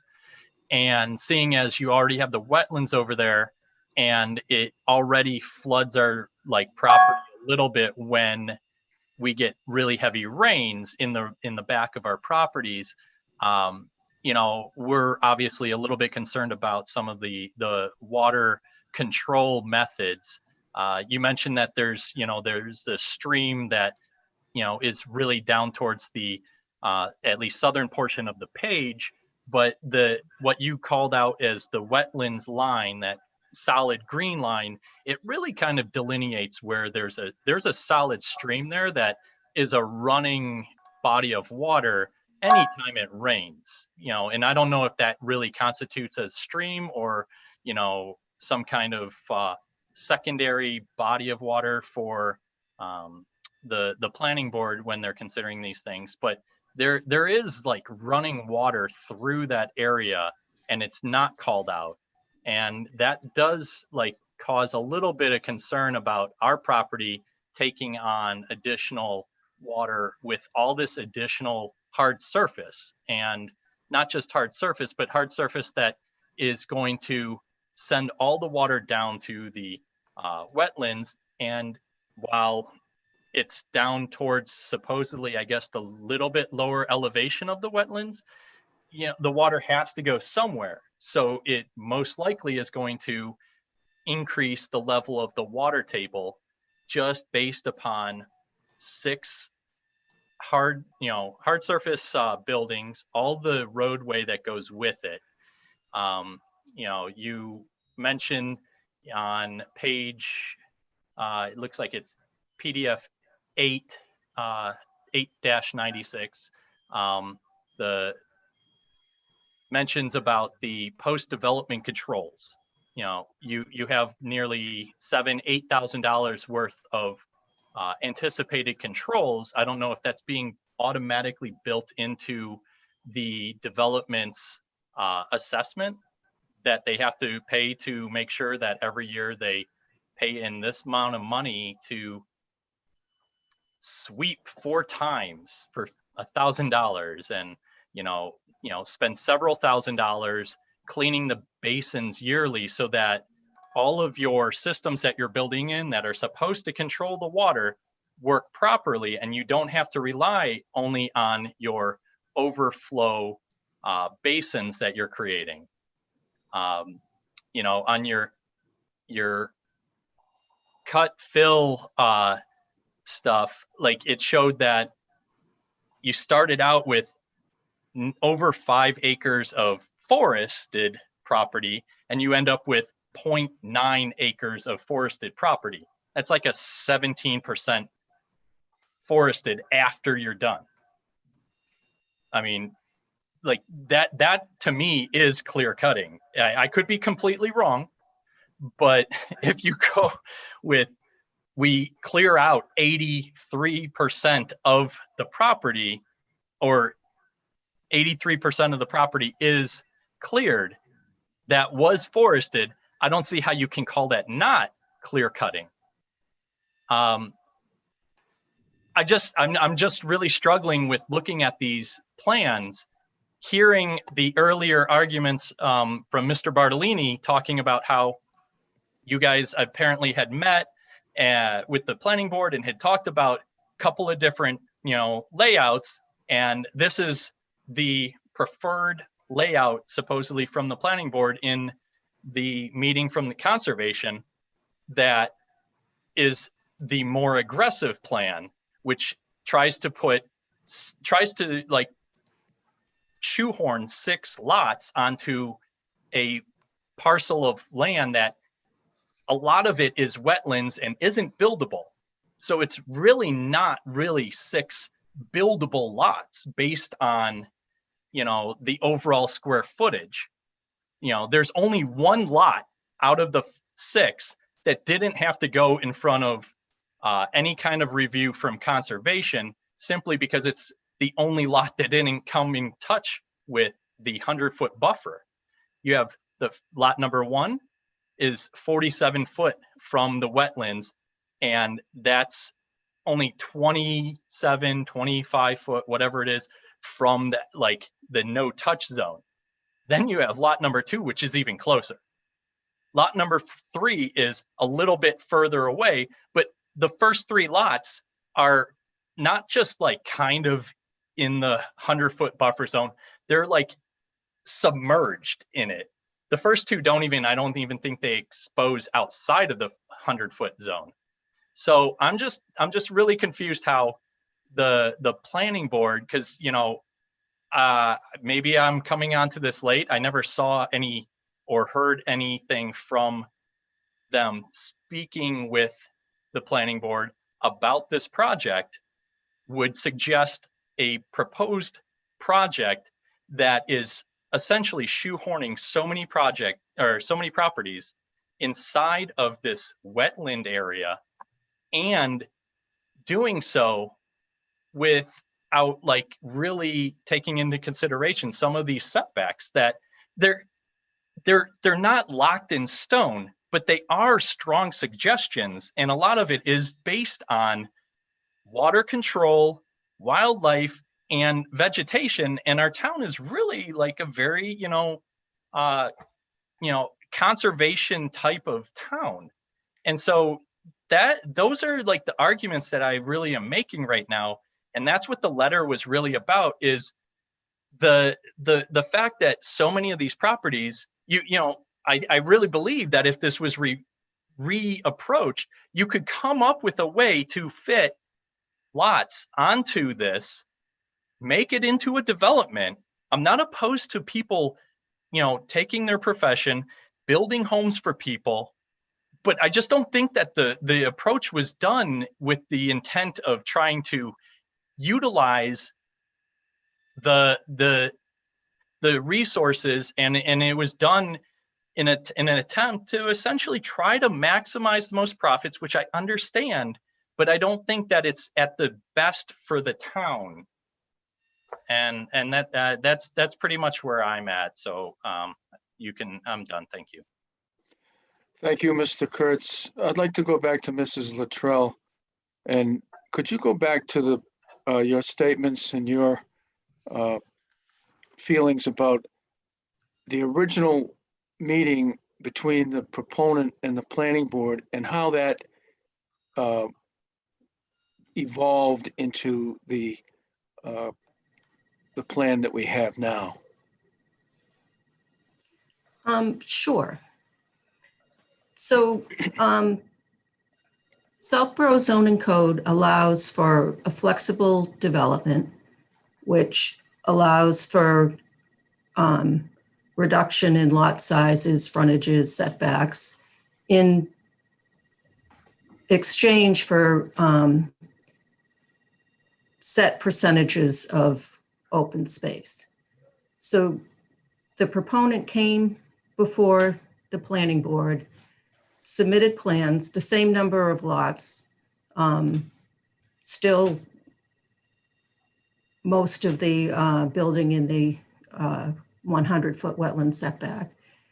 But they did take advantage of the reduced frontages and setbacks, but they did not provide the required open space, nor was the open space provided in a cohesive way, which is a requirement of the bylaw.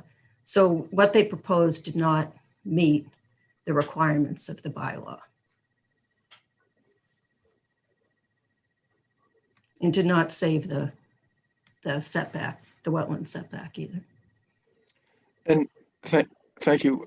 Karina, the video of that Zoom meeting is available online, right? Yes. Okay, so if the Under neighbors, virtual meetings, previously recorded meetings, all previously recorded meetings for the town are on in a clearinghouse on YouTube.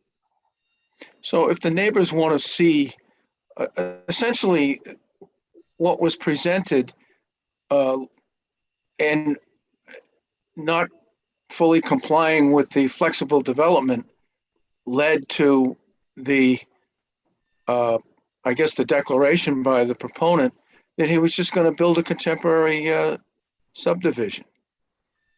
I think if you look at the video and listen to it, you'll see that the board was certainly not preferring a conventional subdivision. There were actually there were two meetings that there were discussions for this flexible concepts that Michael Bartolini submitted for discussion. I believe it was July timeframe, but it was relatively recently. The first one where he came in with the idea of this, the subdivision as a requirement to have a preliminary discussion with the planning board based on the flexible development requirements when you come in with a flexible. And the planning board said, well, you need to scale the plans the same because the scales were a little bit off. So you couldn't really compare conventional with the open space plan that was provided. So Michael came back with actually the conventional plan with 3 flex development concepts. One showed, I think, 12%, one was 25% or 18, and then one was another higher percent or 35%. And the 35% flexible concept showed the open space boundary very close to the back of the houses, if I recall. But yes, the public can go back to those, specifically the second meeting is where those concepts were presented, if they want to take a look at what those meant. And I do think it was July, but if anyone has a question, they can call the planning office and we can point them directly to those meetings and where to find them. Yes. Mr. Chair, if I just may want to add just real quick on that. Obviously, Mr. Bartolini, was seriously considering the flexible development. Hence, the preliminary meetings with the board. We understand that, there was no approval or denial or anything of the like with those preliminary meetings. It was just a understanding that in the feedback that we received, it was taken that the flexible development that would be possible was not necessarily acceptable, but wasn't desirable at the board at the time of those presentations. So, after those discussions, Bartolini's Properties ultimately decided to pursue the conventional subdivision plan, obviously under the local regulations.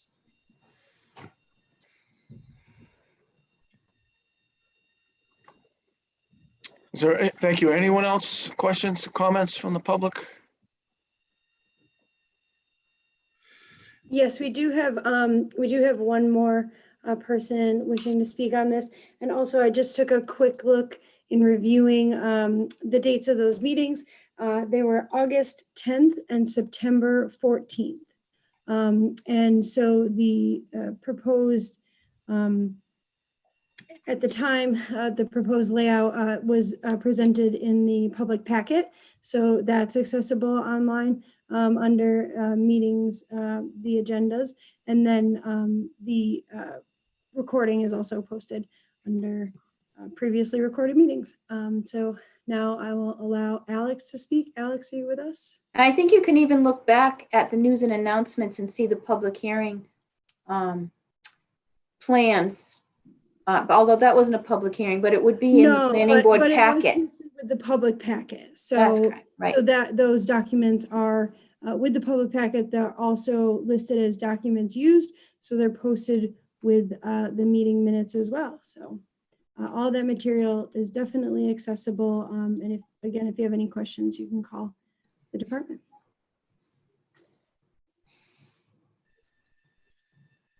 Alex, you all set?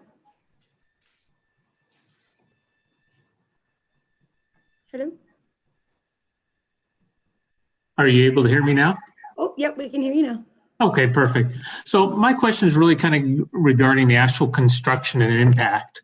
So Alex, can you please identify your last name and your address? Sure, Rickard, I'm on 97 Mount Vicory Road. Thank you.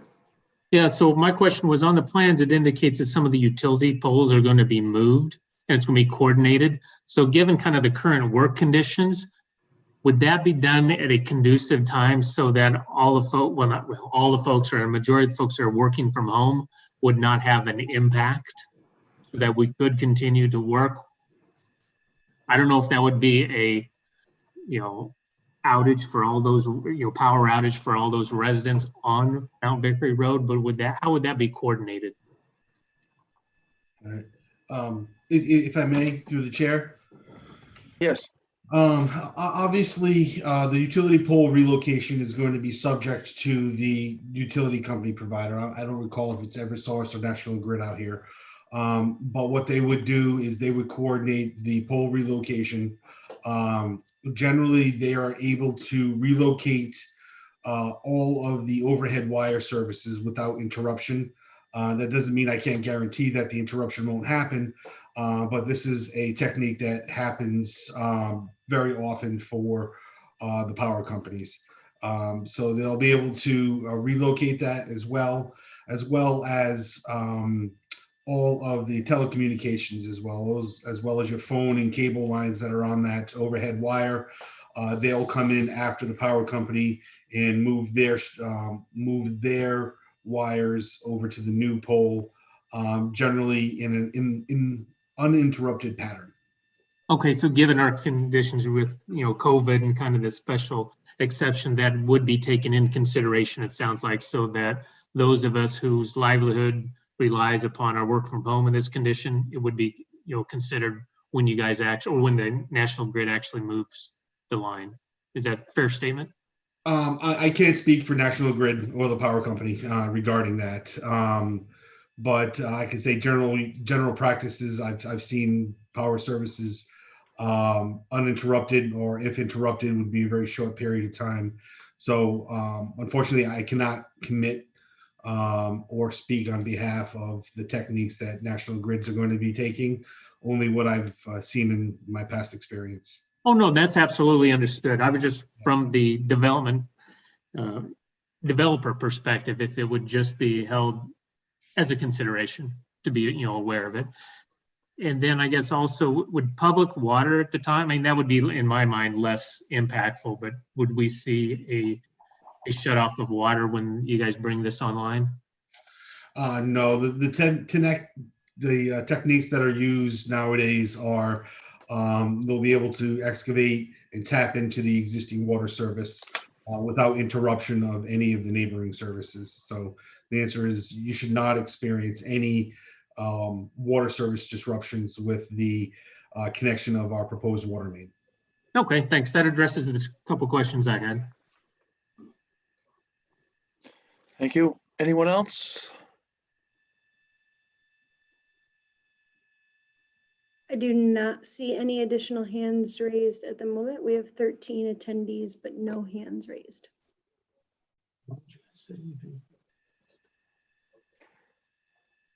Anyone else on the board, or Mr. Bartolini?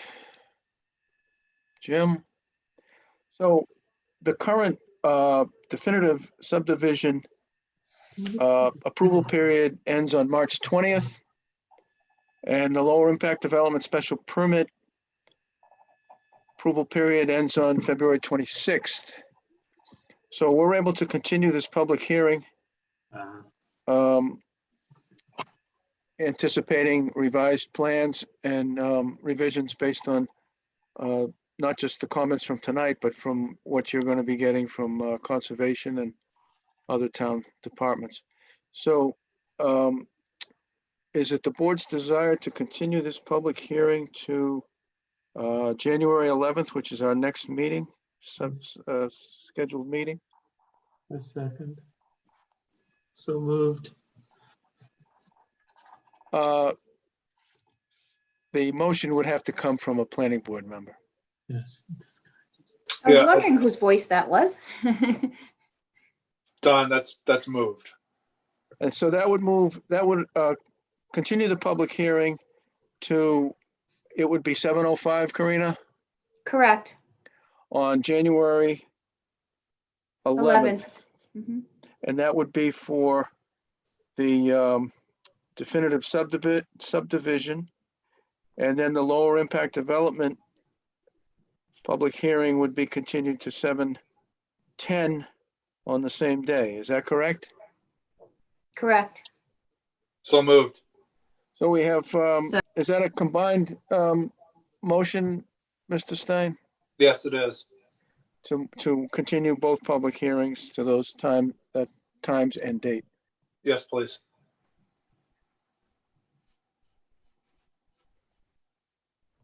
Need a second? Mimi seconded. Second. Okay, motion's been made and seconded to continue the public hearings. Any discussion? Hearing none, all in favor, Morris, yes? Stein, yes. Latrell, Houlihan, yes. Thank you. We'll see you on January 11th. Thank you. Okay, next item on the agenda is a discussion item. 20 Turnpike Road, New York Bagel Factory roof sign. Ask the town planner or Sarah to, whoever's working this, both of you, to give us an update on where we are with this. And Sarah's why we're, why is we're Sarah. having this discussion. Sarah, Sure. So, last the board spoke about the roof sign. It is a sign has been in existence for a minimum of 8 years. There is reference to the sign in 2012 existing on the landscape. It is part of the town bylaw for the planning board to issue a memo to the ZBA. The proponent is going to the ZBA for relief from section 174-11C58, which is the roof sign. It's embedded in the sign bylaw. Roof signs are not allowed in town. And so the board at that time, there's minimal, unfortunately, there's minimal records for this particular sign. So at that time, the board voted to release a memo pending the input of town council in regards to whether or not the roof sign could exist in the first place under a use variance. In having some discussion with the building department and in seeing the application to the ZBA, the applicant is seeking this relief under a structural variance. The ZBA, has said that they will hear it under that structural variance, that they're not accepting this application, in attempting to give it any sort of use variance. So I just wanted to bring that back to the board. We did not receive a legal opinion from town council since, again, the building department is not, and the ZBA are not hearing this under a use variance, which has clearly been established in other legal opinions as not allowed by the town, but instead seeking under a structural variance. So I just wanted to bring that back to the board's attention, give the board an opportunity to kind of change the memo or adapt the memo that the ZBA is anticipating. The memo does not have to have positive recognition, for lack of a better word, from this board. It could be, kind of a negative or a mixed kind of feedback. It's just required through the bylaw that this board does issue some sort of memo acknowledging this particular sign and how they feel about it. So I think that's the best synapse that I can give. very good. Thank you. So as you said, we did vote on the 5 criteria. We did place that in the record format with a note at the bottom. I read the note and think it may need to be revised a little bit. My feeling is that we are asked by the code, by the ZBA, to submit a report in order for them to open the public hearing and deal with the variance request. So we've done the report, but we haven't submitted it. And it would seem to me that if the sign is legal, then there's our report relative to the sign and its future. If the sign is illegal, then the report probably goes out the window, and the ZBA can and town council can deal with it accordingly. But as far as requesting council, it's my feeling that it's more appropriate for the ZBA to request guidance from town council, more appropriate for them to do that than the planning board. So I think if our note at the bottom reflects that, I'm fine with submitting it to the ZBA and they can deal with it however they want. Open it up to the board. Mr. Mills? Comfortable with that. Can you guys hear me? Yep. Yes. Sorry, can you turn my camera back on? I'll try to do it. I cannot do that from here. Bottom left corner, Andrew. No, I tried doing that and it said that, never mind. It's okay. All right, okay. There you are, So- just for a We saw second. you for a second. There you are. There you go. So yeah, I did amend, the bottom, the note with the conditions. I'm gonna see everything here. All members voted in favor on question 1 with the recommendation for the ZBA to seek town council's opinion to determine if the sign's roof placement is lawful within the town. So I guess I'll ask Mr. Mills, I'll ask the board, are we okay with the note as written or any recommendations to add, subtract? You want to take a minute? I'll bounce over to Jesse, Mr. Stein. I feel like I would be remiss if I didn't say something to the effect that, given the economic circumstances, this would be a good time for us to show some leniency to a local business that's facing extraordinary challenges. And so I think in that context, we should do what we can to facilitate this for the proponent. Well, So that would, I guess, suppose in this, to answer your question directly, I'm fine with it being submitted in its current form. Mrs. Latrell?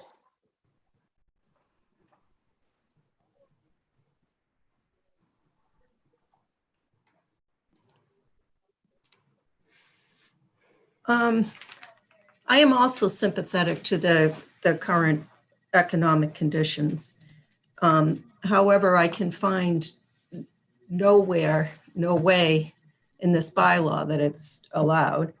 And, the bylaw is like a foundation. You keep on removing stones and, ignore it here and ignore it there, and it just crumbles and means nothing.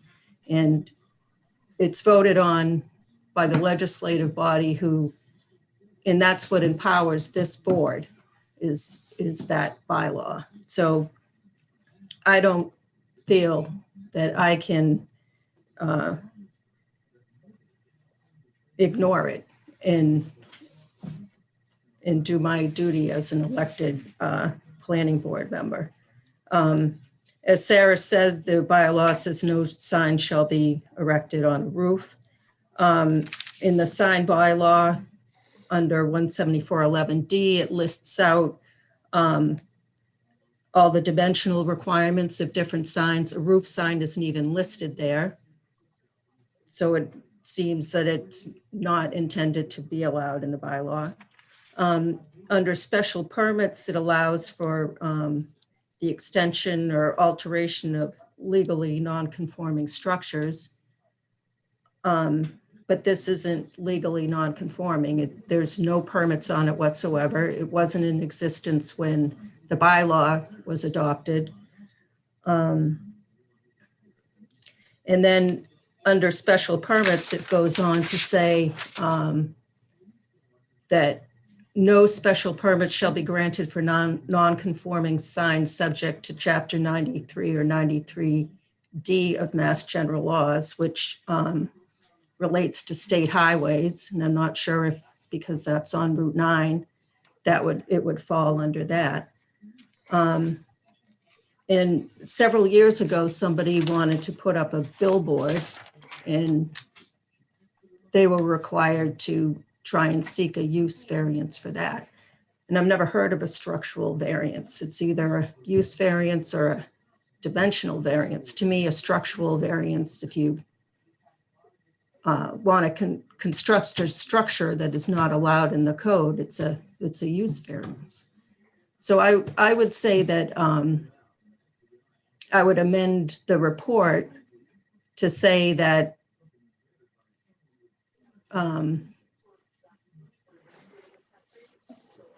that the board voted in favor of the report if it's deemed that a roof sign is allowed by town code. Not just question one, it was the entire report. And recommends that the ZBA seek counsel. Or I don't know if we can even say that, but. So maybe just say that the board voted in favor of the report contingent upon roof signs being allowed by code. Very good. Ms. Houlihan? Thanks. I agree with Jesse. I'm sympathetic for business owners, particularly in this business. I think remarkably, when you look at that and then you look across Route 9, all of those buildings have roof signs, which is a little disconcerting. However, I'm in complete agreement with Ms. Luttrell as well around what our bylaw is and what it's meant to be and why our town has voted on that and why they have elected us to make sure that we comply with our bylaws. So Mimi brought it up, but I've never heard of a structural variance. So I was a little surprised to read that response from Sarah from the building department. So I looked through our town code. I didn't see anything that says structural variance. So, I mean, just based on that, I would also recommend that the ZBA seek town council opinion to see if a roof sign is a allowed use. And I think it is a use variance, which we don't grant anymore. So I would vote in favor of the way Mimi's requested to alter the letter. Thank you. And I'll go back to Mr. Mills.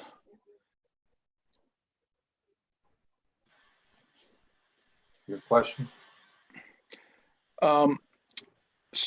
Submit nothing.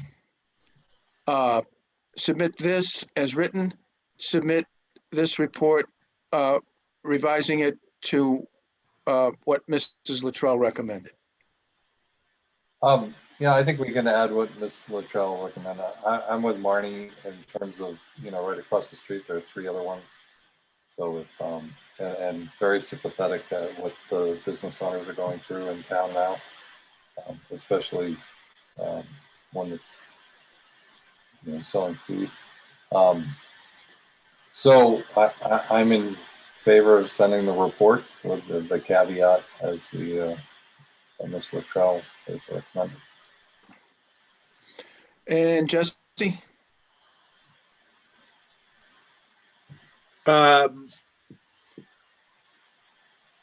So the caveat being that we are recommending that the ZBA seek special counsel or seek town council review.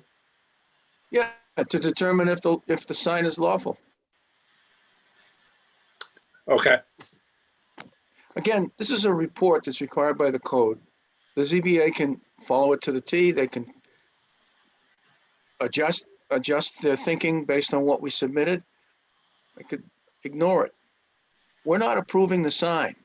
We're only completing our requirement to submit a report. And we either submit a report or we don't. And if we do submit a report, what will it be? Well, we voted on the 5 criteria, and we've now discussed adding a note, which is to respectfully ask the ZBA to seek town council's opinion relative to the legality of the sign. And let council and ZBA take it from there. I think that's what we've all agreed to. Mrs. Luttrell. Just one more quick thing. In response to the note about the lights pointing upward, it is recommended that the features be updated to reduce light pollution. The code requires shielded lights, so it's recommended that they be shielded to follow the code. I can change that as well. Okay. Okay, All the votes are still okay. The board doesn't want to re-vote on these items, correct? Okay. anything more on this? We'll have Sarah, Karina, revise the wording according to what we just discussed, and then submit it to the ZBA as the code requires the planning board to do relative to signs. Anything more on this? We'll move on. Okay. Next item on the agenda is a discussion item. EDC, Downtown Initiative Bylaw Status. This is me again. So the Board of Selectmen met with the Planning Board and representatives from some other committees as well, including the EDC, obviously, to discuss the latest version of the VMUD with Judy Barrett. She was in attendance this time around. I think it was a very productive discussion. There were definitely some just certain decisions kind of made and agreed upon. There were things like floor area ratio that were discussed in great detail. Lots of discussion in regards to different facade treatments and streetscape treatments, as well as uses, and in putting some additional usage within that space. So things are moving forward there. I have not seen another version since then. So we are awaiting that, I believe, and moving forward on next steps, hoping to open the public hearing for this particular matter. I would say probably January, early February. Very good, thank you. Any questions or comments? Thanks, Sarah. Next item on the agenda is other business properly before the board, which is the planner's report. And right. the warrant article schedule. Karina. All right, I have 4 items to talk about very briefly. I'll do the easy ones first. I just want to point out that the Mass DOT Acceler 8 bridge projects, the I-90 bridges that are in, which are the Turnpike bridges, which are in Southborough, they started preliminary, like non-construction type work earlier in December, and are planning to do construction the summer of 2021. If you want any information on those bridges, I have at my office. It's Parkerville Road, Corderville Road, Woodland Road, with the replacement anticipated summer of 2021. So those are the 3 bridges. There's one in Westboro too. The second item I have is I sent you all conflict of interest requirements, the little workshop you have to listen to and get your certificate, and then you have to sign the acknowledgement form for the town clerk and get that information back to them by the 21st. We already have Andrews. He submitted his right away. Thank you. And that can go directly to the town clerk. If you copy me or Sarah, then we'll have records so that we know who to pester to get on it if you haven't gotten there yet. Third item is the warrant is closing on December 15th. And as you know, we have some articles, the site plan review revisions, the site plan approval section 174-10, the lighting bylaw, and then there's the ZBA's bylaw sections that they were tweaking, and of course we were waiting for the outcome of the EDC's bylaw changes that they're proposing. As Sarah indicated, we'll be targeting those that we have for end of January, maybe the 25th, or the early February meeting, since the ATM is on March 20th, Saturday, March 20th. So that should be good timing. The last thing I have is I I sent you information about the Eagle Scout project at Bigelow Conservation Area. I received an email today from Robert Stewart. He's the Eagle Scout who's working on this project. And the abutters to that project, he's proposing a wooden platform and upgrading the trail into about 300 feet into the site off of Bigelow Road between 42 and 44 Bigelow Road in order to create a little platform where people can go walk down and look over the wetlands there. It's a very small, simple structure. Currently, he was thinking about having some area cleared right at the entrance for some off-street parking, which I believe may fall on town property with some maybe overlap onto the Salf property, who owns that parcel. It was given to them, donated to them many years ago. Anyway, the bottom line is, trying to remember, I lost my train of thought. The bottom line is that there was a petition from the abutting residents in the neighborhood that they're not in favor of this because they don't want cars parking there, creating noise and creating impacts. I was made aware that right opposite the Salf property is the DCR property across the street, which also has a school bus turnaround right there. So I had indicated to Robert Stewart, the Eagle Scout, I don't know if he's working on it to get his Eagle Scout, but this is his Eagle Scout project, that if he includes parking, it may require site plan approval, which then would require a plan stamped by an engineer showing the parking. Or he may be willing to eliminate the parking there and just move forward with improving the trail surface, clearing out the invasives, and building his small wooden platform structure, which would require a building permit, I would believe. So the question is, Dawn, and maybe you can remind me, because I talked to you this afternoon, what the alternative was. I think it was, oh, I'm sorry, just came to me, light bulb came on. I want to know if the planning board would entertain having this on the agenda for January 11th as a discussion item, to have the Robert Stewart, the young man who's looking to get his Eagle Scout project done, come and discuss the project and explain and get some feedback from the planning board to kind of determine what his next steps would be, what his options would be. In other words, if he does A, then he'd be required to do site plan approval. If he eliminates this, then he may not need to do that and would just go to conservation where he is right now, or obtain his building permit. So the bottom line is, would the planning board be on board with having this as a discussion item on the next planning board agenda?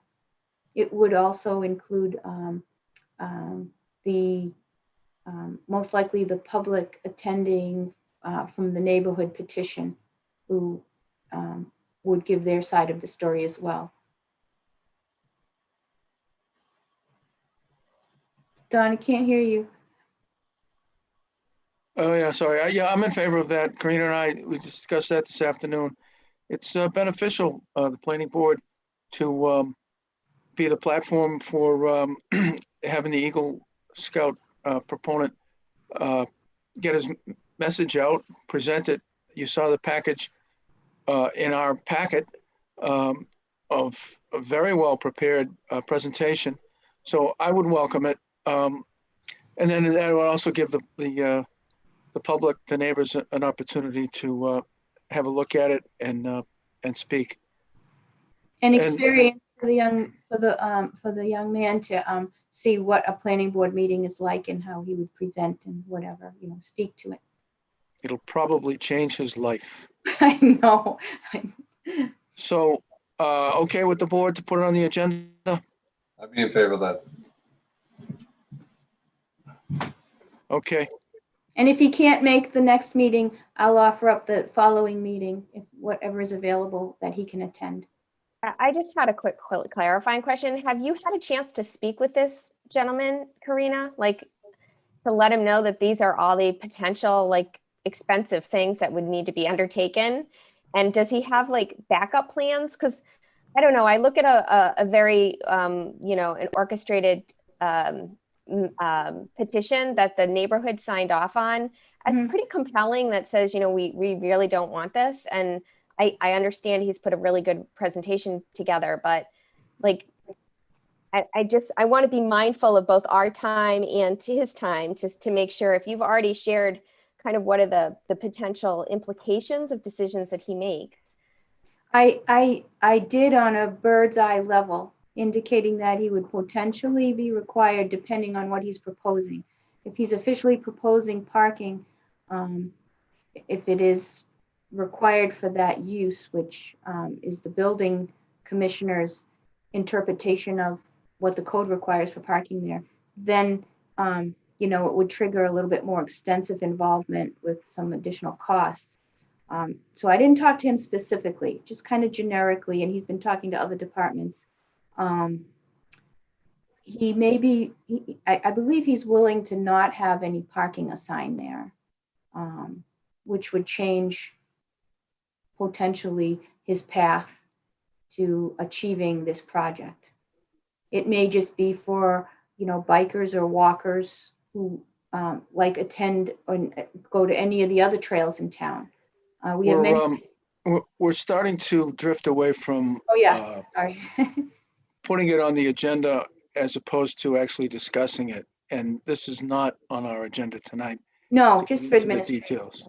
So is it okay with the board to invite him? Well, I'm Everyone not said in yes. favor, but you've got 4 in favor, so that's fine. And encourage dialogue between the town planner and the proponent. Yes. Very good. Anything else, Karina? That's it. Mr. Mills, I think you had.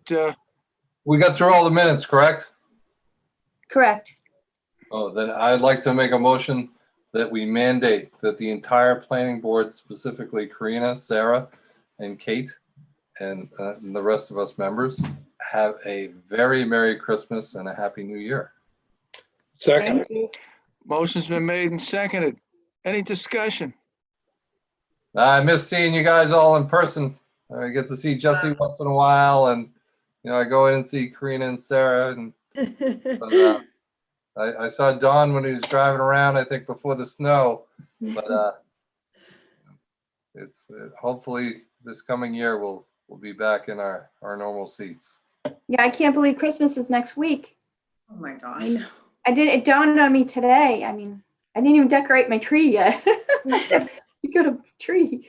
Bring on 2021. Goodbye, 2020. 2021. Our hospitals got their first doses of vaccination today. So Wow. Brigham, Boston Medical. So we've got a good hope, I think. Well, it depends on the vote on this motion. If this motion carries, then I think all of your wishes and positive things may come true. So motion's been made and seconded. Any more discussion? Hearing none, all in favor, Morris, yes? Mills, yes. Stein, no. Just kidding. Yes. Littrell, yes. Houlihan, yes. Very good. Mr. Mills. Motion to adjourn. Second.